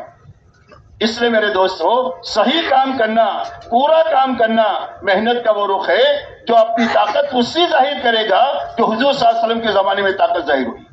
اس لیے میرے دوستو، آپ نے پوری امت کو بنانے کے لیے محنت کا یہ رخ قائم فرمایا، اور یہ کتنی صدیوں کے لیے ہوا، صرف آپ کی صدی کے لیے نہیں، آپ کی صدی میں ہوا، اور 13 صدیوں تک کے لیے اللہ تعالیٰ نے پوری دنیا میں ہدایت کو ایسا قائم فرمایا کہ دنیا میں ہر انسان کے لیے ہدایت کی راہ ہموار ہو گئی۔ جو آیا وہ دلیل کی وجہ سے آیا، جو نہ آیا وہ نہ سمجھی کی وجہ سے نہیں آیا۔ اس لیے میرے محترم دوستو، محنت کا یہ رخ ہمارے اندر قائم ہو جائے اور امت پہ قائم ہو جائے، اس کے لیے اللہ تعالیٰ نے محنت کی ایک آسان اور طاقتور شکل ہم کو عطا فرمائی ہے۔ یہ دعوت اور تبلیغ کی محنت یہ بہت طاقتور محنت ہے۔ شرط یہ ہے کہ صحیح ہو جائے اور پوری ہو جائے تو طاقتور ہے۔ یہ نبوت کا کام ہے، صحیح ہو جائے، پورا ہو جائے تو نبوت کا کام ہے۔ مولانا الیاس صاحب رحمۃ اللہ علیہ نے جس کے ذریعے سے اللہ نے اس کام کو شروع فرمایا، وہ یوں فرماتے تھے کہ میں اس کام کو کار نبوت یقین کرتا ہوں۔ یہ بڑے آدمی کی کہی ہوئی بڑی بات ہے۔ مولانا الیاس صاحب اپنے زمانے کے بڑے لوگوں میں یہ بھی ایک بڑے آدمی تھے۔ وہ یوں فرماتے ہیں کہ میں اس کام کو کار نبوت یقین کرتا ہوں، حضور صلی اللہ علیہ وسلم والا کام سمجھ کر میں کر رہا ہوں۔ تو جب ان سے پوچھا گیا کہ آپ کیا چاہتے ہیں، آپ فرمایا میں اس محنت سے یہ چاہتا ہوں کہ محنت کرتے کرتے محنت کرنے والے وہاں تک پہنچے جہاں حضور صلی اللہ علیہ وسلم امت کو چھوڑ کر گئے تھے۔ یہ منزل ہے تبلیغ کی۔ کیا منزل ہے؟ چلا 4 مہینہ یہ منزل نہیں ہے، یہ ابتدائی چیز ہے۔ جیسے علی باتا پڑھتے ہیں حافظ عالم بننے کے لیے، ABCD پڑھتے ہیں ڈاکٹر انجینئر بننے کے لیے، ایسا ہی محنت کی ایک شکل ہے، ابتدائی شکل۔ اگر یہ صحیح ہو جائے، پوری ہو جائے تو اللہ اس کے ذریعے سے ایسا مجمع دنیا میں بنائیں گے کہ جو مجمع میں وہ بنیادیں ہوں گی جو بنیادیں صحابہ میں تھی۔ تو صحابہ کو اللہ حضور صلی اللہ علیہ وسلم نے کن بنیادوں پر چھوڑا یہ سمجھنا ہے۔ آپ نے پوری امت کو جن بنیادوں پر چھوڑا ہے وہ دو بنیادیں ہیں. ایک پورا دین اپنے حقیقت کے ساتھ تھا. کیا تھا؟ ایک پورا دین تھا اور حقیقت کے ساتھ تھا. اس لیے کہ دین ہے اور ادھورا ہے تو دنیا میں نقد مصیبت آئے گی جیسے ابھی آ رہی ہے, اور دین پورا ہوگا تو اللہ کی مدد رحمت برکتیں آئے گی. یہ پکی بات ہے, قرآنی باتیں ہیں, حضور صلی اللہ علیہ وسلم کے فرمانات کا خلاصہ یہی ہے. اس لیے دین پورا تھا, حقیقت کے ساتھ تھا. ایک بنیاد یہ تھی 100% ایمان والوں میں, جو قرآن میں ہے وہی زندگی میں ہے. کانو کتاب اللہ یمشون علی الارض, زمین پر چلتے پھرتے اللہ کی کتاب تھے, جو قرآن میں ہے وہی زندگیوں میں ہے. یہ ایک بنیاد تھی. دوسری بنیاد میرے دوستو یہ تھی کہ 100% ایمان والوں نے اپنی جان اور مال کو اللہ کے اور اللہ کے دین کے محنت کے مقابلے میں بے قیمت بنایا تھا. کہ ہماری جان کی اور ہمارے مال کی کوئی بھی قیمت نہیں ہے اللہ کے اور اللہ کے دین کے مقابلے میں. ایک جان کا تقاضا ہے تو ایک لگا سکتے ہیں, اور 1000 جانیں لگانی پڑے تو 1000 جانیں لگا سکتے ہیں. 100 روپیہ لگانا پڑے تو 100 روپیہ لگا سکتے ہیں, اور جھاڑو مار کر لگانا پڑے تو جھاڑو مار کر لگا سکتے ہیں. اس لیے کہ اللہ کی نسبت پر جب لگا دیں گے تو اللہ ہم کو اجاڑیں گے نہیں, اللہ ہم کو آباد کر دیں گے. اس لیے کہ اللہ کے ساتھ معاملہ ہے صحیح محنت کرنا, اور اللہ کے ساتھ معاملہ کرنے والا کبھی بھی کوئی آدمی گھاٹے میں نہیں رہتا. حضرت صہیب مکہ مکرمہ سے ہجرت کر کے مدینہ منورہ روانہ ہوئے تو مکے والوں نے سارا مال لے لیا, پہنے کپڑے ان کو مدینہ جانے دیا. آپ ابھی قبا میں تھے اور آپ نے دیکھ کر یہ فرمایا ربی البیع و ابا یحییٰ, اے ابو یحییٰ بہت نفع کا سودا کر کے آئے ہو. حالانکہ لٹ لٹا کر آئے ہیں, پہنے کپڑوں میں آئے ہیں, لیکن آپ یہ فرما رہے ہیں کہ اے ابو یحییٰ بہت نفع کا سودا کر کے آئے ہو. اور یہ کہتے ہیں کہ مدینہ منورہ میں جو بہت زیادہ خرچ کرنے والے تھے اس میں حضرت صہیب تھے. حضرت عمر فرماتے تھے تم اسراف کرتے ہو, فرمایا میں اسراف نہیں کرتا, اس لیے کہ خیر کے کام میں کتنا بھی لگاؤ وہ اسراف نہیں ہوتا ہے, اس لیے میں خیر کے کاموں میں لگاتا ہوں. اس لیے میرے دوست ہو اپنی جان مال کو بے قیمت بنایا تھا اللہ کے اور اللہ کے دین کے محنت کے مقابلے میں. یہ بنیادیں تھی دو, جن دو بنیادوں پر اللہ تعالیٰ نے اس مجمع سے جو کمزور ہے اور تھوڑا ہے اتنا بڑا کام لیا, اتنا بڑا کام لیا, صدیوں تک کے لیے ہدایت کا کام لیا, اور کروڑوں انسانوں کی جنت کا مسئلہ حل ہوا اور جہنم سے انسانیت بچی. اتنا بڑا کام ہوا ہے اور صرف 23 سال میں ہوا, اور ان دو بنیادوں کی وجہ سے ہوا. اور ان دو بنیادوں پر جو پہنچے ہیں وہ صحیح محنت کے راستے سے پہنچے. کس کے راستے سے پہنچے؟ صحیح محنت کے راستے سے. اور میرے دوستو آپ اندازہ لگائیں کہ حضور صلی اللہ علیہ وسلم کی 23 سالہ دور نبوت میں صرف 1800 جانی گئی ہے, اور 1800 میں 500 صحابہ کی شہادت وجود میں آئی ہے. اور اتنا بڑا کام دنیا میں ہوا. آج روزانہ 2000 سے زیادہ لوگ مرتے ہیں دنیا میں, اور دنیا میں فساد پھیلتا ہے, دنیا میں بے اطمینانی پھیلتی ہے, بدامنی پھیلتی ہے. آپ کے صرف 23 سالہ کام کے نتیجے میں اتنے آدمیوں کی جان دے کر اتنا بڑا کام دنیا میں وجود میں آیا.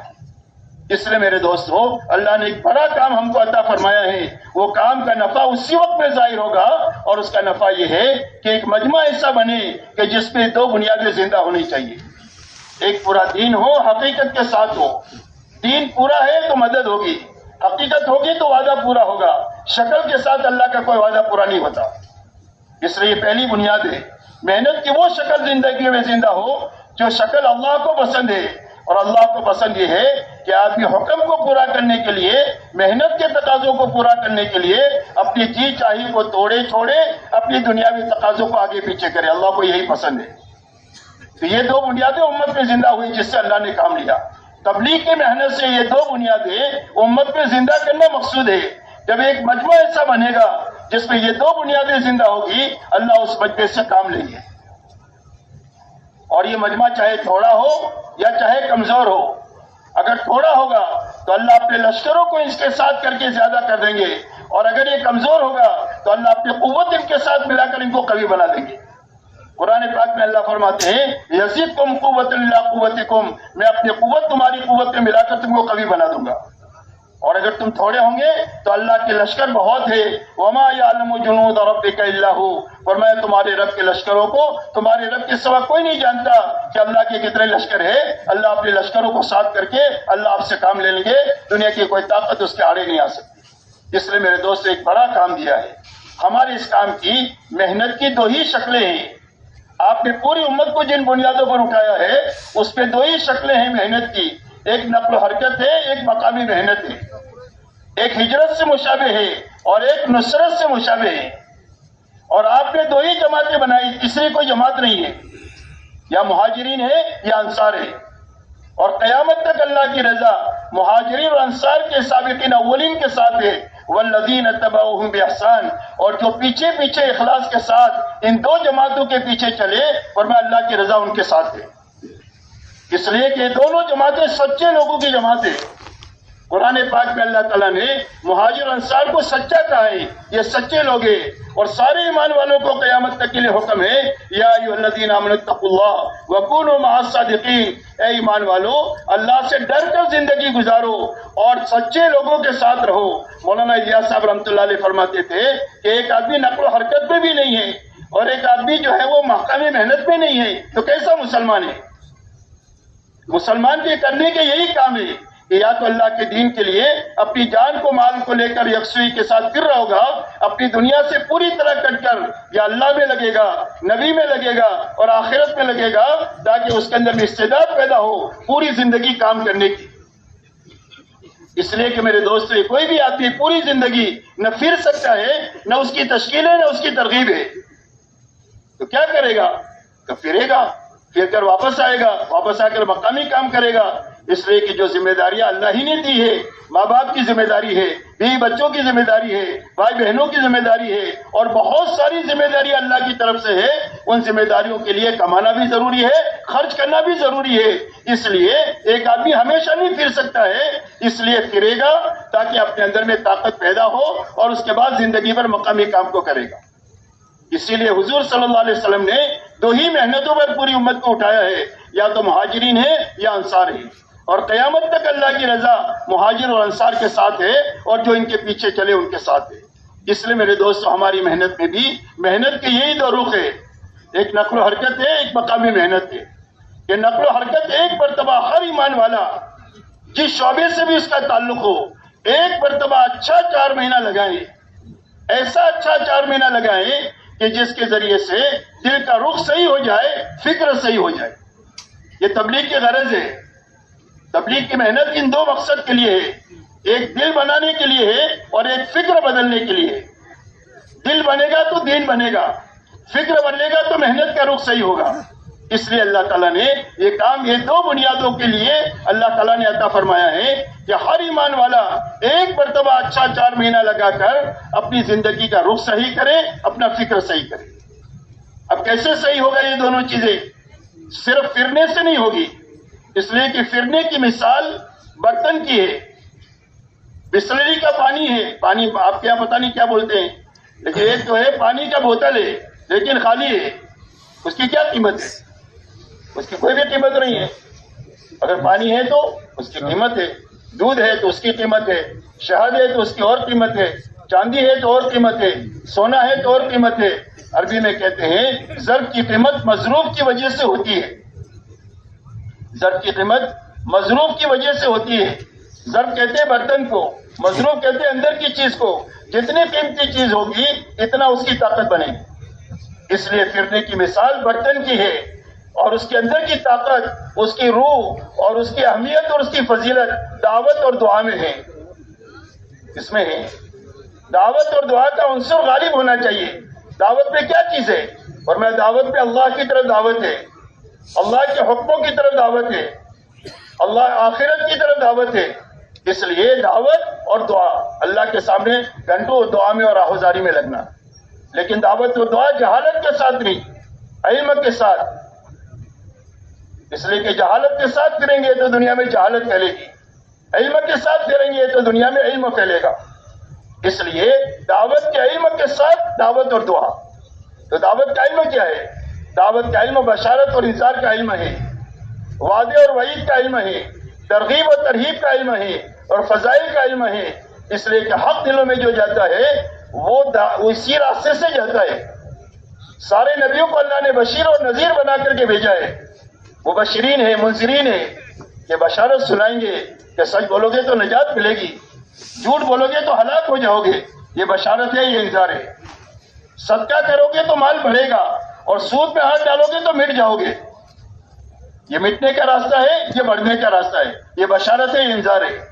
اس لیے دعوت کے علم کے لیے گھنٹوں فضائل کی تعلیم ہے کہ جس کے ذریعے سے ہمارے اندر میں دعوت کا علم آئے اور اپنی دعوت علم کے ساتھ دے کہ کلمے کی دعوت ہے، کلمے کے فضائل ہے، نماز کی دعوت ہے، نماز کے فضائل ہے، علم اور ذکر کی دعوت ہے، اس کے فضائل ہے، اخلاق کی دعوت ہے، اس کے فضائل ہے، اور اخلاص کی دعوت ہے، اس کے فضائل ہے، اللہ کے دین کی محنت ہے، اس کے فضائل، اس کے وعدے اور وعید ہے۔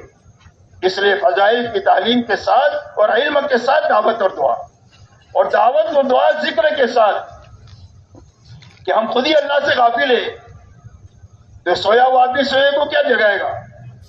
سویا ہوا آدمی سوئے کو جگا سکتا ہے؟ جاگا ہوا آدمی سوئے کو جگا سکتا ہے۔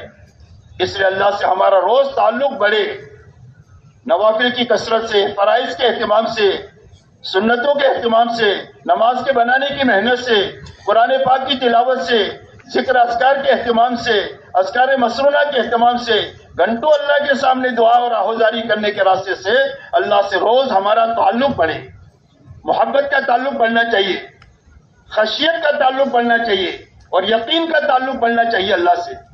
محبت بڑھے گی تو اطاعت بڑھے گی، ڈر بڑھے گا تو حرام سے بچنے کی طاقت پیدا ہوگی، یقین زندگی میں آئے گا تو پوری زندگی میں استقامت آئے گی۔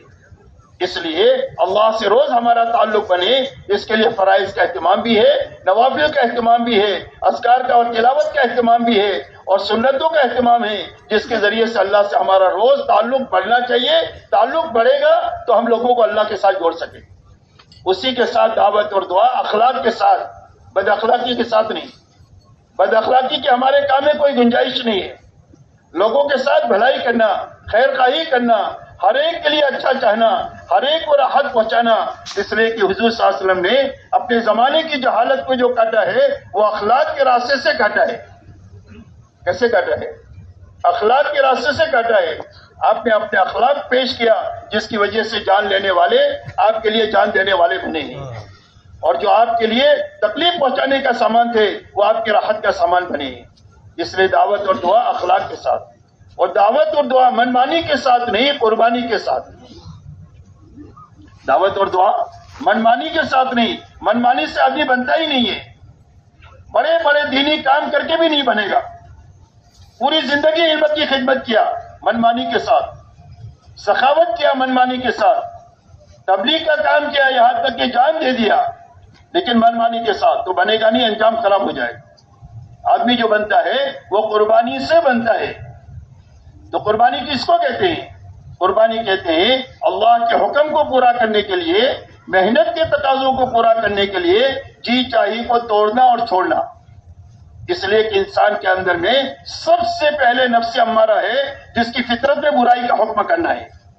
اگر اس پر محنت ہو جائے صحیح تو پھر یہ نفس لوامہ بنے گا، اور پھر اس پر اور محنت ہو جائے تو یہ نفس مطمئنہ ہو جائے گا، جس کا دنیا میں آنے کا مقصد پورا ہو جائے گا۔ اس لیے میرے دوستو، جی چاہی پورا کرنے کے لیے ہے ہی نہیں، جی نہ چاہے تو کرنے کا نام مجاہدہ ہے اور قربانی ہے، اور اپنی دنیاوی تقاضوں کو آگے پیچھے کرنے کا نام قربانی ہے۔ اس قربانی پر اللہ سب سے پہلے ہدایت دیں گے۔ ہدایت اللہ کے خزانے کی وہ نعمت ہے جس کا کوئی کنارہ نہیں ہے۔ ہدایت اللہ کے خزانے کی وہ نعمت ہے جس کا کوئی کنارہ نہیں ہے۔ جتنی ہدایت میں ترقی ہوگی اتنا دعوت کے کام میں ترقی ہوگی۔ جب کاروبار میں نفع ہوتا ہے تو آدمی کی طبیعت کاروبار پر چل پڑتی ہے، اور نفع آنا ہو تو طبیعت بیٹھ جاتی ہے۔ ایسا ہی جب ترقی ہماری شروع ہوگی، دعوت کی محنت صحیح کرنے کی وجہ سے، جس سے ہدایت میں روز ترقی ہوگی، تو یہ روزانہ آدمی کی طبیعت کام پر چلے گی نہیں بلکہ دوڑے گی، یہ رکنے سے بھی نہیں رکے گا۔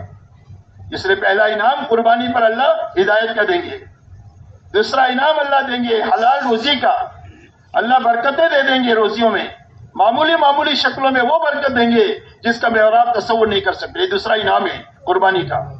تیسرا انعام ہے عافیت کا۔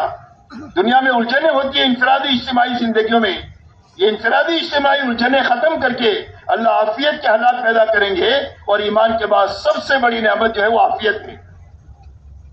حضور صلی اللہ علیہ وسلم فرماتے ہیں صلی اللہ علیہ عافیہ، اللہ سے عافیت مانگو، اگر عافیت آ جائے تو جینا بھی آسان ہو جائے، مرنا بھی آسان ہو جائے۔ یہ سارے انعامات جو ملیں گے وہ دعوت اور دعا کی وجہ سے، علم اور ذکر کے ساتھ، اخلاق کے ساتھ، منمانی کے ساتھ نہیں، قربانی کے ساتھ۔ ان سارے امور کا اہتمام دعوت کی محنت میں ہے۔ اس لیے اس محنت کو سب سے پہلے صحیح کرنا ہے، تاکہ صحیح اور پورا کرنے کے راستے سے ہمارے اندر میں صحیح کرنے کی طاقت پیدا ہو۔ طاقت پیدا ہوگا تو آدمی صحیح چلے گا، اور طاقت پیدا ہونے کا راستہ خروج کا ہے۔ خروج میں طاقت بنے گی تو مقام پر آدمی چل سکے گا، اگر خروج میں طاقت نہیں بنی تو مقام پر ایک دن بھی تبلیغ نہیں کر سکتا، یاد رکھو۔ اس لیے خروج بننے کا زمانہ ہے۔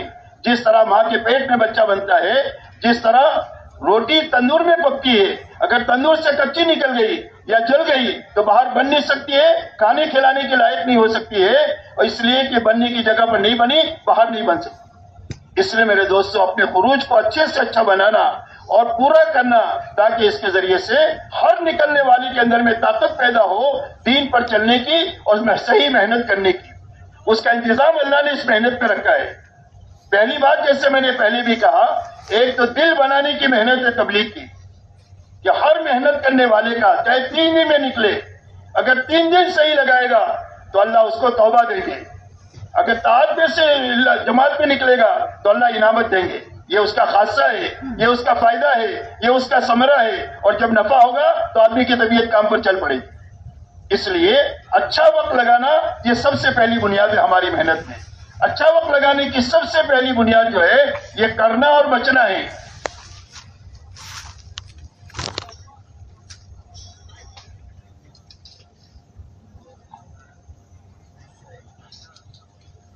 آدمی کے علاج کی 2 چیزیں ہیں، دوائی کھانا، پرہیز کرنا۔ دوائی نہیں کھائی تو علاج نہیں ہوگا، دوائی کھائی پرہیز نہیں کرے گا تو دوا کام نہیں کرے گی۔ ایسا ہی ہماری اس نقل و حرکت میں جو اللہ نے آسان بنائی ہے اور بہت طاقتور بنائی ہے، اس میں شو بھی نہیں ہے، شور بھی نہیں ہے، لیکن صحیح ہو جائے تو آدمی کو بنا دیں گے۔ مولانا الیاس صاحب فرماتے تھے کہ یہ تو جر ثقیل کا کام کرتا ہے۔ جر ثقیل کس کو کہتے ہیں؟ اس کرین کو کہتے ہیں جو لاکھوں ٹن جہاز سامان کو لے کر سمندر میں ڈوب گیا ہے، اس کی نکالنے کی جو طاقت ہے وہ طاقت اللہ نے دعوت کے کام میں رکھی ہے، کہ گناہوں کے سمندر میں ڈوبا ہوا آدمی 3 دن صحیح لگا دے گا تو اللہ اس کو توبہ دیں گے، اور توبہ دینے کے نتیجے میں اللہ تعالیٰ اس کے اوپر اسلام کی پوری عمارت اس پر کھڑی ہو جائے گی توبہ پر۔ قرآن پاک میں اللہ نے ایک آیت میں پورے اسلام کو بیان کیا ہے اور اس کو شروع توبہ سے کیا ہے، التائبون العابدون الحامدون میں للآخر اللہ وبشر المؤمنین، اس میں توبہ سے شروع کیا ہے۔ تو پہلا ثمرہ تبلیغ کا یہ ہے کہ صحیح وقت لگانے کی برکت سے اللہ تعالیٰ اس کو توبہ دیں گے۔ اگر تعاد سے تعاد میں محنت میں آیا ہے تو اللہ اس کو انعامت دیں گے، یہ اس کا خاصہ ہے۔ اس لیے اس محنت کی سب سے پہلی بنیاد کرنا اور بچنا ہے۔ کرنے کے کام 4 ہے، دعوت ہے، تعلیم ہے، ذکر عبادت ہے، خدمت اور اخلاق ہے۔ اس کی انفرادی شکل بھی ہے، اس کی اجتماعی شکل بھی ہے، اور دونوں کا اپنا نفع ہے۔ اللہ والے یہ فرماتے ہیں کہ اجتماعی عمل سے آدمی کی تربیت ہوگی اور انفرادی عمل سے استقامت ملے گی، اور جو تربیت اور استقامت کے ساتھ اس محنت میں چلے گا اللہ اس سے قبولیت کے ساتھ کام لیں گے۔ ورنہ جہاں تک دین کا کام لینے کا تعلق ہے، اللہ فاسق اور فاجر سے بھی لے لیتے ہیں لیکن اس کو ملے گا کچھ نہیں، اور اللہ قبولیت کے ساتھ کس سے لیں گے؟ جو بنے گا اور جمے گا۔ تربیت اور استقامت، یہ 2 چیزیں پیدا کرنے کے لیے ان اعمال نبوت میں، اعمال ہدایت میں، اعمال تربیت میں لگنا ہے، انفرادی طور پر بھی، اجتماعی طور پر بھی۔ کتابوں میں واقع آتا ہے کہ میدان احد میں گزمان نامی آدمی نے بڑا کام کیا، 10 آدمیوں کو اس نے قتل کیا، میرے میدان میں واہ واہ ہو گئی۔ حضور صلی اللہ علیہ وسلم کو اطلاع ہوئی تو آپ نے فرمایا وہ تو جہنمی ہے۔ تھوڑی دیر کے بعد اس کو زخم لگا اور اس نے وہ سے برداشت نہیں ہوا تو اپنا خنجر پیٹ میں گھونپ کر حرام موت مر کر جہنم میں چلا گیا۔ اس لیے میرے دوستوں، کام کا ہونا اصل نہیں ہے، کام کا قبولیت کے ساتھ لینا اصل ہے۔ تو قبولیت کے ساتھ لینے کی شرط ان اعمال میں لگنا ہے، انفرادی طور پر بھی لگنا ہے، اجتماعی طور پر بھی لگنا ہے، اور روزانہ ہر آدمی کو اپنا محاسبہ کرنا چاہیے کہ میں نے آج کیا چھوڑا۔ جو کام کیا پورا کیا تو اس پر اللہ کا شکر ادا کرے، اللہ ہمت دے تو 2 رکعت صلاۃ الشکر پڑھے، اور اگر کوئی کمی رہ گئی ہے تو تلافی کر کے سوئے، اور تلافی نہیں ہو سکتی ہے تو سچا پکا توبہ استغفار کر کے سوئے. اس لیے کہ جس کام کے کرنے پر خوشی نہ ہو، جس کی چھوٹنے کا غم نہ ہو، وہ کام نہیں ہوتا، وہ کھیل ہوتا ہے، اور کھیل پر اللہ کا کوئی وعدہ نہیں ہے. اور کام جو بنے گا وہ شکر اور استغفار کے راستے سے بنے گا. حضور صلی اللہ علیہ وسلم سے اللہ نے بڑا کام لیا، یہاں تک کہ دین قائم ہو گیا 23 سال میں، تو آپ کو اللہ نے 2 کاموں کا حکم دیا، شکر اور استغفار کا. اذا جاء نصر اللہ الفتح میں یقین فرمایا فسبح بحمد ربک واستغفرہ انہ کان توابا، کہ ہمارے نبی جی آپ کیا کریں، آپ ہماری اس نعمت پر شکر ادا کریں اور آپ ہمارے سامنے استغفار کریں. اس لیے میرے دوستو، کرنے اور بچنے کے ساتھ وقت لگانا، کرنے کے یہ کام ہے انفرادی اجتماعی، وہ ہم آپ کو روانگی میں بتایا جائے گا، اس کی پابندی کے ساتھ وقت لگانا. اسی کے ساتھ میں بچنے کی چیزوں میں سوال سے بچنا ہے، اشراف سے بچنا ہے، دنیا کی چمک دمک کو نہیں دیکھنا، دنیا کی چمک سے متاثر نہیں ہونا. پوری دنیا کی حیثیت اللہ کے سامنے مچھر کے پر کے برابر نہیں ہے. اللہ مچھر کا پر کے برابر ہوتا تو اللہ کسی بھی ایمان کو ایک گھونٹ پانی نہیں پلاتے. فرمایا پوری دنیا کی مثال قطرے کی ہے سمندر کے مقابلے میں. آخرت سمندر ہے اور ایک قطرہ پوری دنیا ہے. اللہ تعالیٰ قرآن پاک میں فرماتے ہیں ان لوگوں کی مثال جنہوں نے اللہ کے علاوہ کو اپنا دوست بنایا، اپنا حاجت روا بنایا، اپنا مشکل کوشا سمجھا. اللہ فرماتے ان کی حیثیت ہمارے سامنے مکڑی اور مکڑی کے جالے سے زیادہ نہیں ہے. مکڑی اور مکڑی کے جالے کی کیا حیثیت ہے؟ گھر کا مالک ایک جھاڑو پھرا دے گا تو سب ختم ہو جائے. یہ پوری دنیا کا جتنا نقشہ ہے، اگر اللہ تعالیٰ پانی کا ایک ریلا چھوڑ دے تو چند منٹ پہ ساری دنیا ڈوب جاوے، ان کی ساری دنیا کی ترقیات ختم ہو جاوے. اگر اللہ ہوا کا ایک جھونکا چھوڑ دے تو پوری دنیا اپنی ترقیات کے ساتھ بھی اس کا مقابلہ نہیں کر سکتی. اللہ آگ کا ایک لاوا نکال دے تو پوری دنیا مل کر اس کو بجھا نہیں سکتی. اور اللہ زمین کو ہلا دے چند سیکنڈ کے لیے تو چند سیکنڈ میں پوری دنیا قبرستان بن جائے. اس لیے میرے دوستو، دنیا کی چمک دمک سے متاثر ہوئے بغیر ہم کو اللہ کے حکم سے متاثر ہونا ہے، حضور صلی اللہ علیہ وسلم والی پاکیزہ زندگی سے متاثر ہونا ہے. اس لیے اشراف سے بچنے کا دوسرا ہمارا کام ہے کہ ہم دنیا کی چمک دمک کو نہ دیکھیں گے، نہ للچائی ہوئی نگاہوں سے، اور نہ آنکھیں پھیلا کر اس کو دیکھیں گے، بلکہ حکم کو دیکھیں گے، طریقوں کو دیکھیں گے. اسی کے ساتھ ہماری زندگیاں اسراف سے نکلے. جو اسراف ہمارے سامنے میرے دوست، ہمارا المیہ امت کا یہ نہیں ہے کہ امت کے پاس جان مال نہیں ہے، جان بہت ہے، مال بہت ہے، لیکن اسراف زندگی میں داخل ہو گیا. اس نے ساری جانی مالی طاقت کو کھا لیا، نہ دعوت کے لیے بچی، نہ عبادت کے لیے بچی، اور نہ اخلاق کے لیے بچی. یہاں تک کہ بوڑھے ماں باپ کو سنبھالنے کے لیے نہیں بچی، بیوہ بہن کو سنبھالنے کے لیے نہیں بچی. اسراف نے ساری جانی مالی طاقت کو کھا دیا. تو تبلیغ کی محنت اپنی زندگی میں سے اسراف کو نکالنے کی محنت ہے.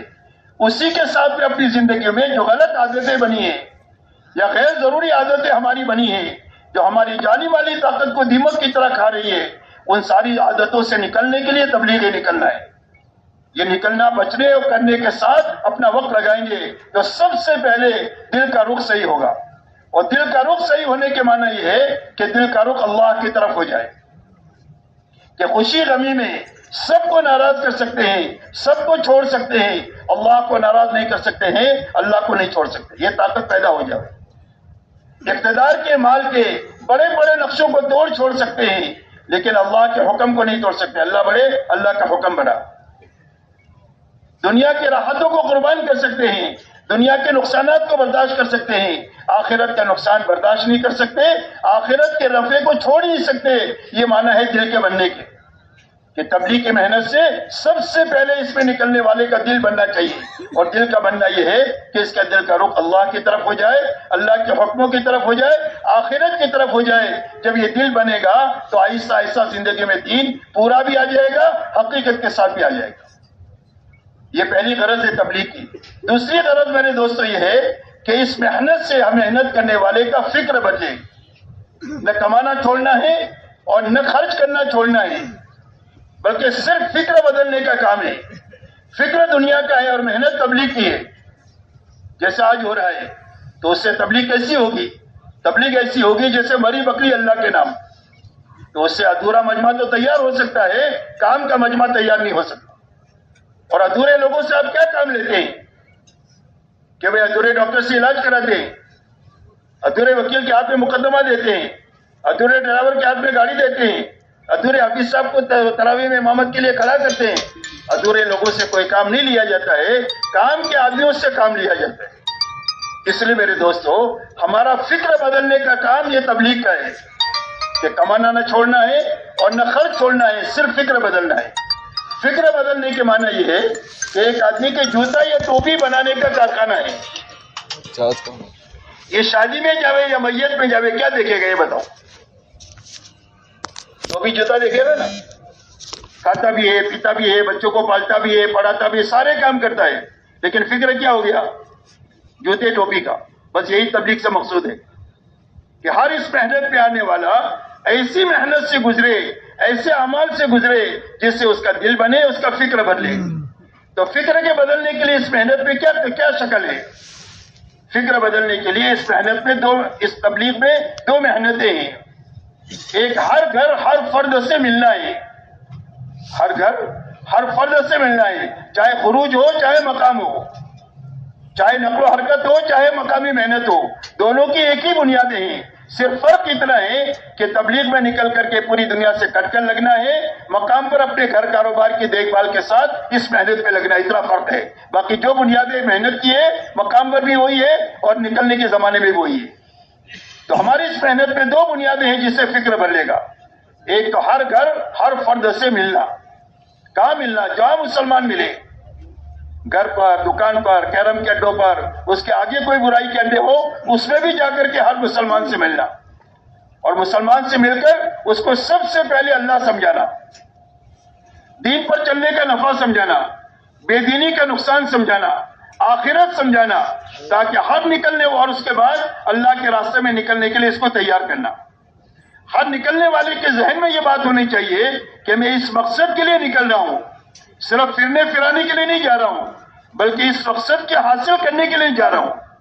ہر نکالنے والے کے ذہن میں یہ ہونا چاہیے کہ میں اس مقصد کے لیے اس کو نکال رہا ہوں. اس لیے ہر ایک کو اللہ کے راستے میں نقل و حرکت کے لیے تیار کرنے کے لیے یہ باتیں سمجھانا، اللہ کے راستے میں نکالنا، یہ محنت کی ایک شکل یہ ہے. دوسری شکل میرے دوستو یہ ہے کہ ہر ایمان والے سے مل کر آپ نے بات کیا، اس کے لیے تیار نہیں ہو سکا کسی وجہ سے.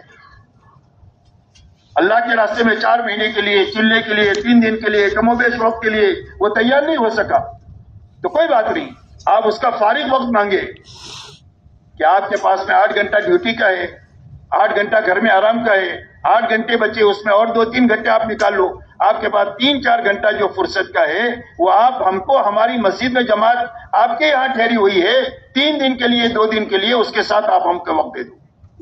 ہر ایمان والے کو یا نقل و حرکت کے لیے آمادہ کرنا، یا ہر ایمان والے کو اعمال مسجد کے لیے تیار کرنا. فارغ وقت ان سے لینا. جب وہ فارغ وقت آپ کے ساتھ رہیں گے مسجد میں تو وہ ان کے اندر میں کام کی سوجھ بوجھ آئے گی. ان کو پتہ چلے گا کہ تبلیغ میں کیا کام ہوتا ہے. جب آئیں گے ساتھ میں تو پتہ چلے گا. آپ مشورہ کر رہے گے تو مشورے میں شریک ہوں گے، آپ تعلیم کرتے ہوں گے تو تعلیم میں شریک ہوں گے، آپ نماز پڑھے ہوں گے تو اس میں شریک ہوں گے، آپ خدمت کر رہے ہوئے کھانا پر اس میں شریک ہوں گے، آپ جو کام کر رہے ہوں گے اس کو دیکھیں گے اور شریک ہوں گے، تو کام کی سوجھ بوجھ آئے گی. دوسرا، جب جماعت کوئی محنت صحیح کر لیتی ہے تو اس کا پہلا نفع یہ ہوتا ہے کہ نمازی بڑھ جاتی ہے. تو نفع بھی سامنے آیا، محنت کی شکل بھی سامنے آئی. اب آخری دن میں آپ کوشش کریں گے بات کرنے کے بعد میں مسجد وار جماعت بنانے کی، تو یہی لوگ تیار ہو جائیں گے. اس لیے کہ ہر مسجد میں مسجد وار جماعت بننی چاہیے اور صحیح کام کرنا چاہیے. صرف پھرنے کا نام تبلیغ نہیں ہے، بلکہ صحیح کام کے ساتھ، کرنے بچنے کے ساتھ وقت لگانا، ہر آدمی کو نقل و حرکت پر آمادہ کرنے کے لیے توحید، رسالت، آخرت سمجھانا، ہر آدمی کو اعمال مسجد سے جوڑنے کے لیے یہ باتیں سمجھانا، اور اس کے بعد مسجد وار جماعت بنانا. بنی ہوئی جماعت ہے تو اس کو کام پر لگانا. تو جب آپ کے ساتھ یہ ساتھ دیں گے تو آپ ان کو آخری وقت میں کام کے لیے تیار کر سکیں گے. تو مسجد وار جماعت نہیں ہے کسی مسجد میں آپ 2-3 دن لگائے، تو آپ اس محنت کے راستے سے مسجد وار جماعت بنانا. صرف تقریر سے مسجد وار جماعت نہیں بنتی، جیسے آج کل رواج بن گیا کہ بیان کے بعد میں 5 کام گناتے ہیں. اس طرح 5 کام گنانے سے نہ امت میں یہ اعمال زندہ ہو سکتے ہیں نہ صحیح ہو سکتے ہیں. یہ تو ایک تو محنت سے کوئی چیز زندہ ہوتی ہے، تو اس لیے محنت کے راستے سے مسجد وار جماعت بنانا. پھر ان کے اعمال کا وقت طے کر لینا کہ بھئی آپ مشورہ کب کرو گے، تعلیم کب کرو گے، ملاقاتیں کب کرو گے؟ گشت کون سے دن کرو گے؟ آپ 3 دن کون سے ہفتے میں جاؤ گے؟ آپ نے مسجد وار جماعت کی بنیاد ڈال دیا، اللہ اس کو آگے بڑھائیں گے۔ آپ کی ذمہ بیج ڈالنا ہے ہر مسجد میں، دنیا کے ہر مسجد میں اعمال مسجد زندہ ہونا چاہیے، تاکہ اس کے ذریعے سے ہر آدمی کا دین بڑھے اور ہر آدمی کا فکر صحیح ہو۔ اس کے لیے مسجد وار جماعت نہیں ہے تو بنانا ایک محنت کی شکل ہے، فکر بدلنے کے لیے۔ جماعت پہ نکل کر یہ محنت نہیں ہوئی تو واپس آ کر ایک دن بھی آدمی تبلیغ نہیں کر سکتا۔ اس لیے میرے دوستو، مسجد وار جماعت نہیں ہے تو بنانا، جماعت نکالنے کی محنت کے ساتھ، اور بنی ہوئی جماعت ہے تو اس کو کام پر لگانا، اچھی طرح سمجھنا کہ اس مسجد میں مسجد وار جماعت میں کام کی کیا شکل ہے، کیا چیز کی کمزوری ہے۔ وہ کمزوری ہماری 3 دن قیام سے دور ہونی چاہیے، جس لائن کی بھی ہو۔ روزانہ کی محنت کا نظام نہیں ہے تو وجود میں آ جائے، جماعت نہیں نکلی کئی مہینوں سے، وہ جماعت نکل جائے، ان کے آپس میں جوڑ کی کمی ہے تو ان کے اندر جوڑ پیدا ہو جائے۔ غرض یہ ہے کہ جو کمی ہو، ہر جماعت پھرنے والی وہاں کی کمی کو دور کرنے کی فکر کرے، محنت کرے، دعا کرے۔ اس لیے کہ میرے دوستو، بہت بڑا مجمع وہ ہے وقت لگایا ہوا، جو اس کے پاس میں سالانہ خروج نہیں ہے، ماہانہ خروج نہیں ہے، روزانہ کی محنت نہیں ہے، اور انفرادی اعمال کا اہتمام بھی نہیں ہے، تو جو ان اعمال سے نہیں گزرے گا وہ ترقی نہیں کرے گا بلکہ نیچے اترے گا۔ اور اس محنت سے مقصود مجمع بنانا ہے، ماحول بنانا ہے۔ مجمع اور ماحول اس وقت بنے گا جب نکلنے والا نکل کر جمے گا اور بنے گا، اور ضائع ہونے سے بچے گا تو جا کر کے مقام اور ماحول بنے گا۔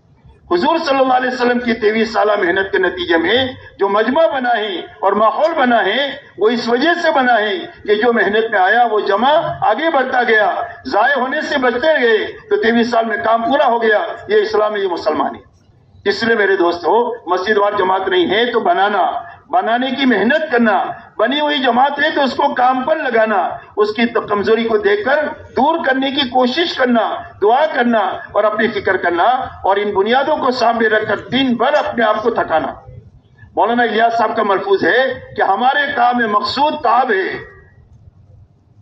تعب کہتے ہیں تھکنے کو، اتنا تھک جائے کہ اللہ کو پیار آ جائے تو کام ہو جائے گا۔ ایک جگہ پر فرمایا کہ اللہ تو جبل جوہد کے پیچھے ہے۔ اللہ کہاں ہے؟ فرمایا محنت کا ایک پہاڑ ہے، اس کے پیچھے اللہ ہے۔ جب اس پہاڑ کو پار کر کے نیچے اتریں گے تو اللہ مل جائیں گے۔ تو محنت کب کریں گے؟ جب یہ بنیادوں کے ساتھ محنت ہوگی تو محنت ہوگی، سر کھجانے کی فرصت نہیں ہوگی، اتنا کام ہے تبلیغ میں۔ اور اگر یہ بنیادیں ہمارے سامنے نہ ہو تو تبلیغ میں جتنا کھانا سونا آرام ہے اور کسی جگہ آپ کو اتنا آرام نہیں ملے گا۔ اس لیے میرے دوستو، ان بنیادوں کے ساتھ دن بھر اپنا وقت لگانا اور اپنے آپ کو تھکانا، اور رات کو اچھا وقت لے کر اللہ کے سامنے نماز میں، دعا میں، آہوزاری میں لگنا، یہ چوتھا کام ہے۔ پہلی بنیاد کرنا بچنا ہے، جماعت نکالنے کی محنت کرنے کے لیے ہر ایمان والے سے مل کر توحید، رسالت، آخرت سمجھانا ہے۔ ہر جگہ مسجد میں مسجد وار جماعت بنانے کے لیے ان بنیادوں کو سمجھا کر تیار کرنا ہے، عملی طور پر ان کو گزارنا ہے۔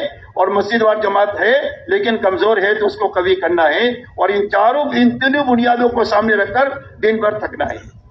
آخری بات یہ ہے کہ رات کو اچھا وقت لے کر اللہ کے سامنے نماز میں، دعا میں، آہوزاری میں لگنا ہے۔ انگور بہت اچھی غذا ہے، لیکن خراب ہو جائے تو اس سے شراب تیار ہوتی ہے۔ ایسا ہی تبلیغ کی محنت ہے، اگر صحیح ہو جائے گی تو اس میں وہ صفات پیدا ہو جائیں گے جس صفات پر اللہ دنیا میں کام لیتے ہیں، ورنہ اگر یہ کام صحیح نہ ہو تو اس میں بھی غرور پیدا ہو سکتا ہے، اس میں غلو پیدا ہو سکتا ہے، اس میں افراط و تفریط پیدا ہو سکتی ہے، عجب اور کبر پیدا ہو سکتا ہے۔ اللہ ان رذائل سے ہماری حفاظت کر کے ہمیں ان بنیادوں پر کھڑا کرے جس بنیاد پر اللہ تعالیٰ قبولیت کے ساتھ کام لیتے ہیں۔ اس لیے رات کو اچھا وقت لے کر اللہ کے سامنے نماز، دعا میں، آہوزاری میں لگنا۔ جب رات کو اچھا وقت لگا کر اللہ کے سامنے لگائیں گے تو رات کو جو دعائیں مانگی جائے گی وہ قبول ہوگی، وہ کبھی رد نہیں ہوتی، اور اس راستے میں تو بہت زیادہ قبول ہوتی ہے دعائیں۔ اس لیے رات دن بھر محنت کرنا، رات کو اچھا وقت لے کر نماز اور دعا میں لگنا۔ حضور صلی اللہ علیہ وسلم اتنا لمبا قیام کرتے تھے کہ آپ کے پیروں میں ورم آ جاتا تھا۔ ہم کہتے ہیں نبیوں والا کام ہے، تو نبیوں والا کام نبیوں والے مزاج سے ہو سکتا ہے۔ اس محنت کا عمل ختم نہیں ہونا چاہیے، جو عمل خاص ہے اس کے کرنے کا نہج طے ہے، اس نہج میں تبدیلی نہیں ہونی چاہیے۔ جو بنیادیں ہیں، بنیادیں کام میں محفوظ ہونی چاہیے، اور جو مقصد ہے اس مقصد تک رسائی ہونی چاہیے۔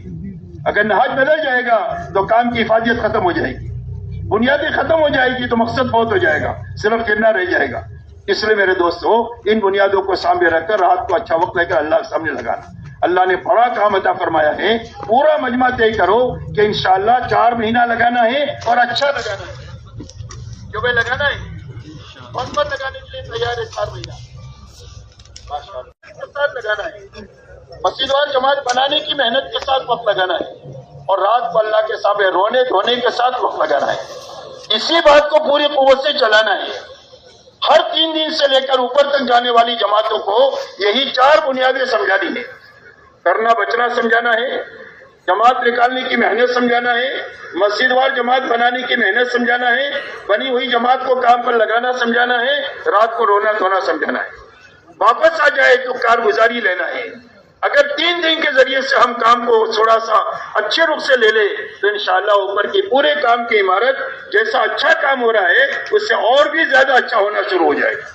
اس کے لیے آپ حضرات سے ہماری درخواست یہ ہے کہ ان باتوں کو روانگی میں بھی لائیں، اس کو کارگزاری میں بھی لائیں، تاکہ یہ کام جتنی جماعتیں ہماری نقل و حرکت دنیا میں کر رہی ہے وہ ساری صحیح کرنا چاہیے اور پوری کرنا چاہیے. اس کی یہ ترتیب ہے کہ وہ اس کے لیے سارا مجمع تیار ہے. انشاءاللہ جہاں جائیں گے وہاں کام بڑھانے کی فکر کریں گے، صحیح اور پورا کرنے کی بھی فکر کریں گے. اب اس کے لیے ہمت کر کے اپنے آپ کو پیش کرو کہ انشاءاللہ میں 4 مہینہ اچھا لگانے کے لیے تیار ہوں. کھڑے ہو کر اپنے آپ کو پیش کریں. پہلے بیرون کے تقاضے ہیں 7 مہینے کے علاقوں کے. بھائی تشریف رکھیں، اٹھے نہ جی، اللہ آپ کو جزائے خیر دے. جب کہیں گے اس کے بعد پھر آپ اپنے تقاضوں کے لیے اٹھیں. ابھی وہ ساتھی اٹھیں جو بیرون کے لیے 7 مہینے اور اندرون کے لیے سال پیدل جماعت کے لیے تیار ہیں. اپنا علاقہ لکھوائیں اور وقت لکھوائیں. جی تاج محمد کہاں سے؟ بیرون سال کے لیے تیمر گرا سے. جگہ بتائیں اور وقت بتائیں. نام نہیں بتائیں، جگہ بتائیں اور اپنا وقت بتائیں. لکی مروت سے کتنے وقت کے لیے؟ اندرون سال کی جماعت. اللہ قبول فرمائے. اور بتائیں بھائی، جانے کے لیے نہیں کہا، یہ جو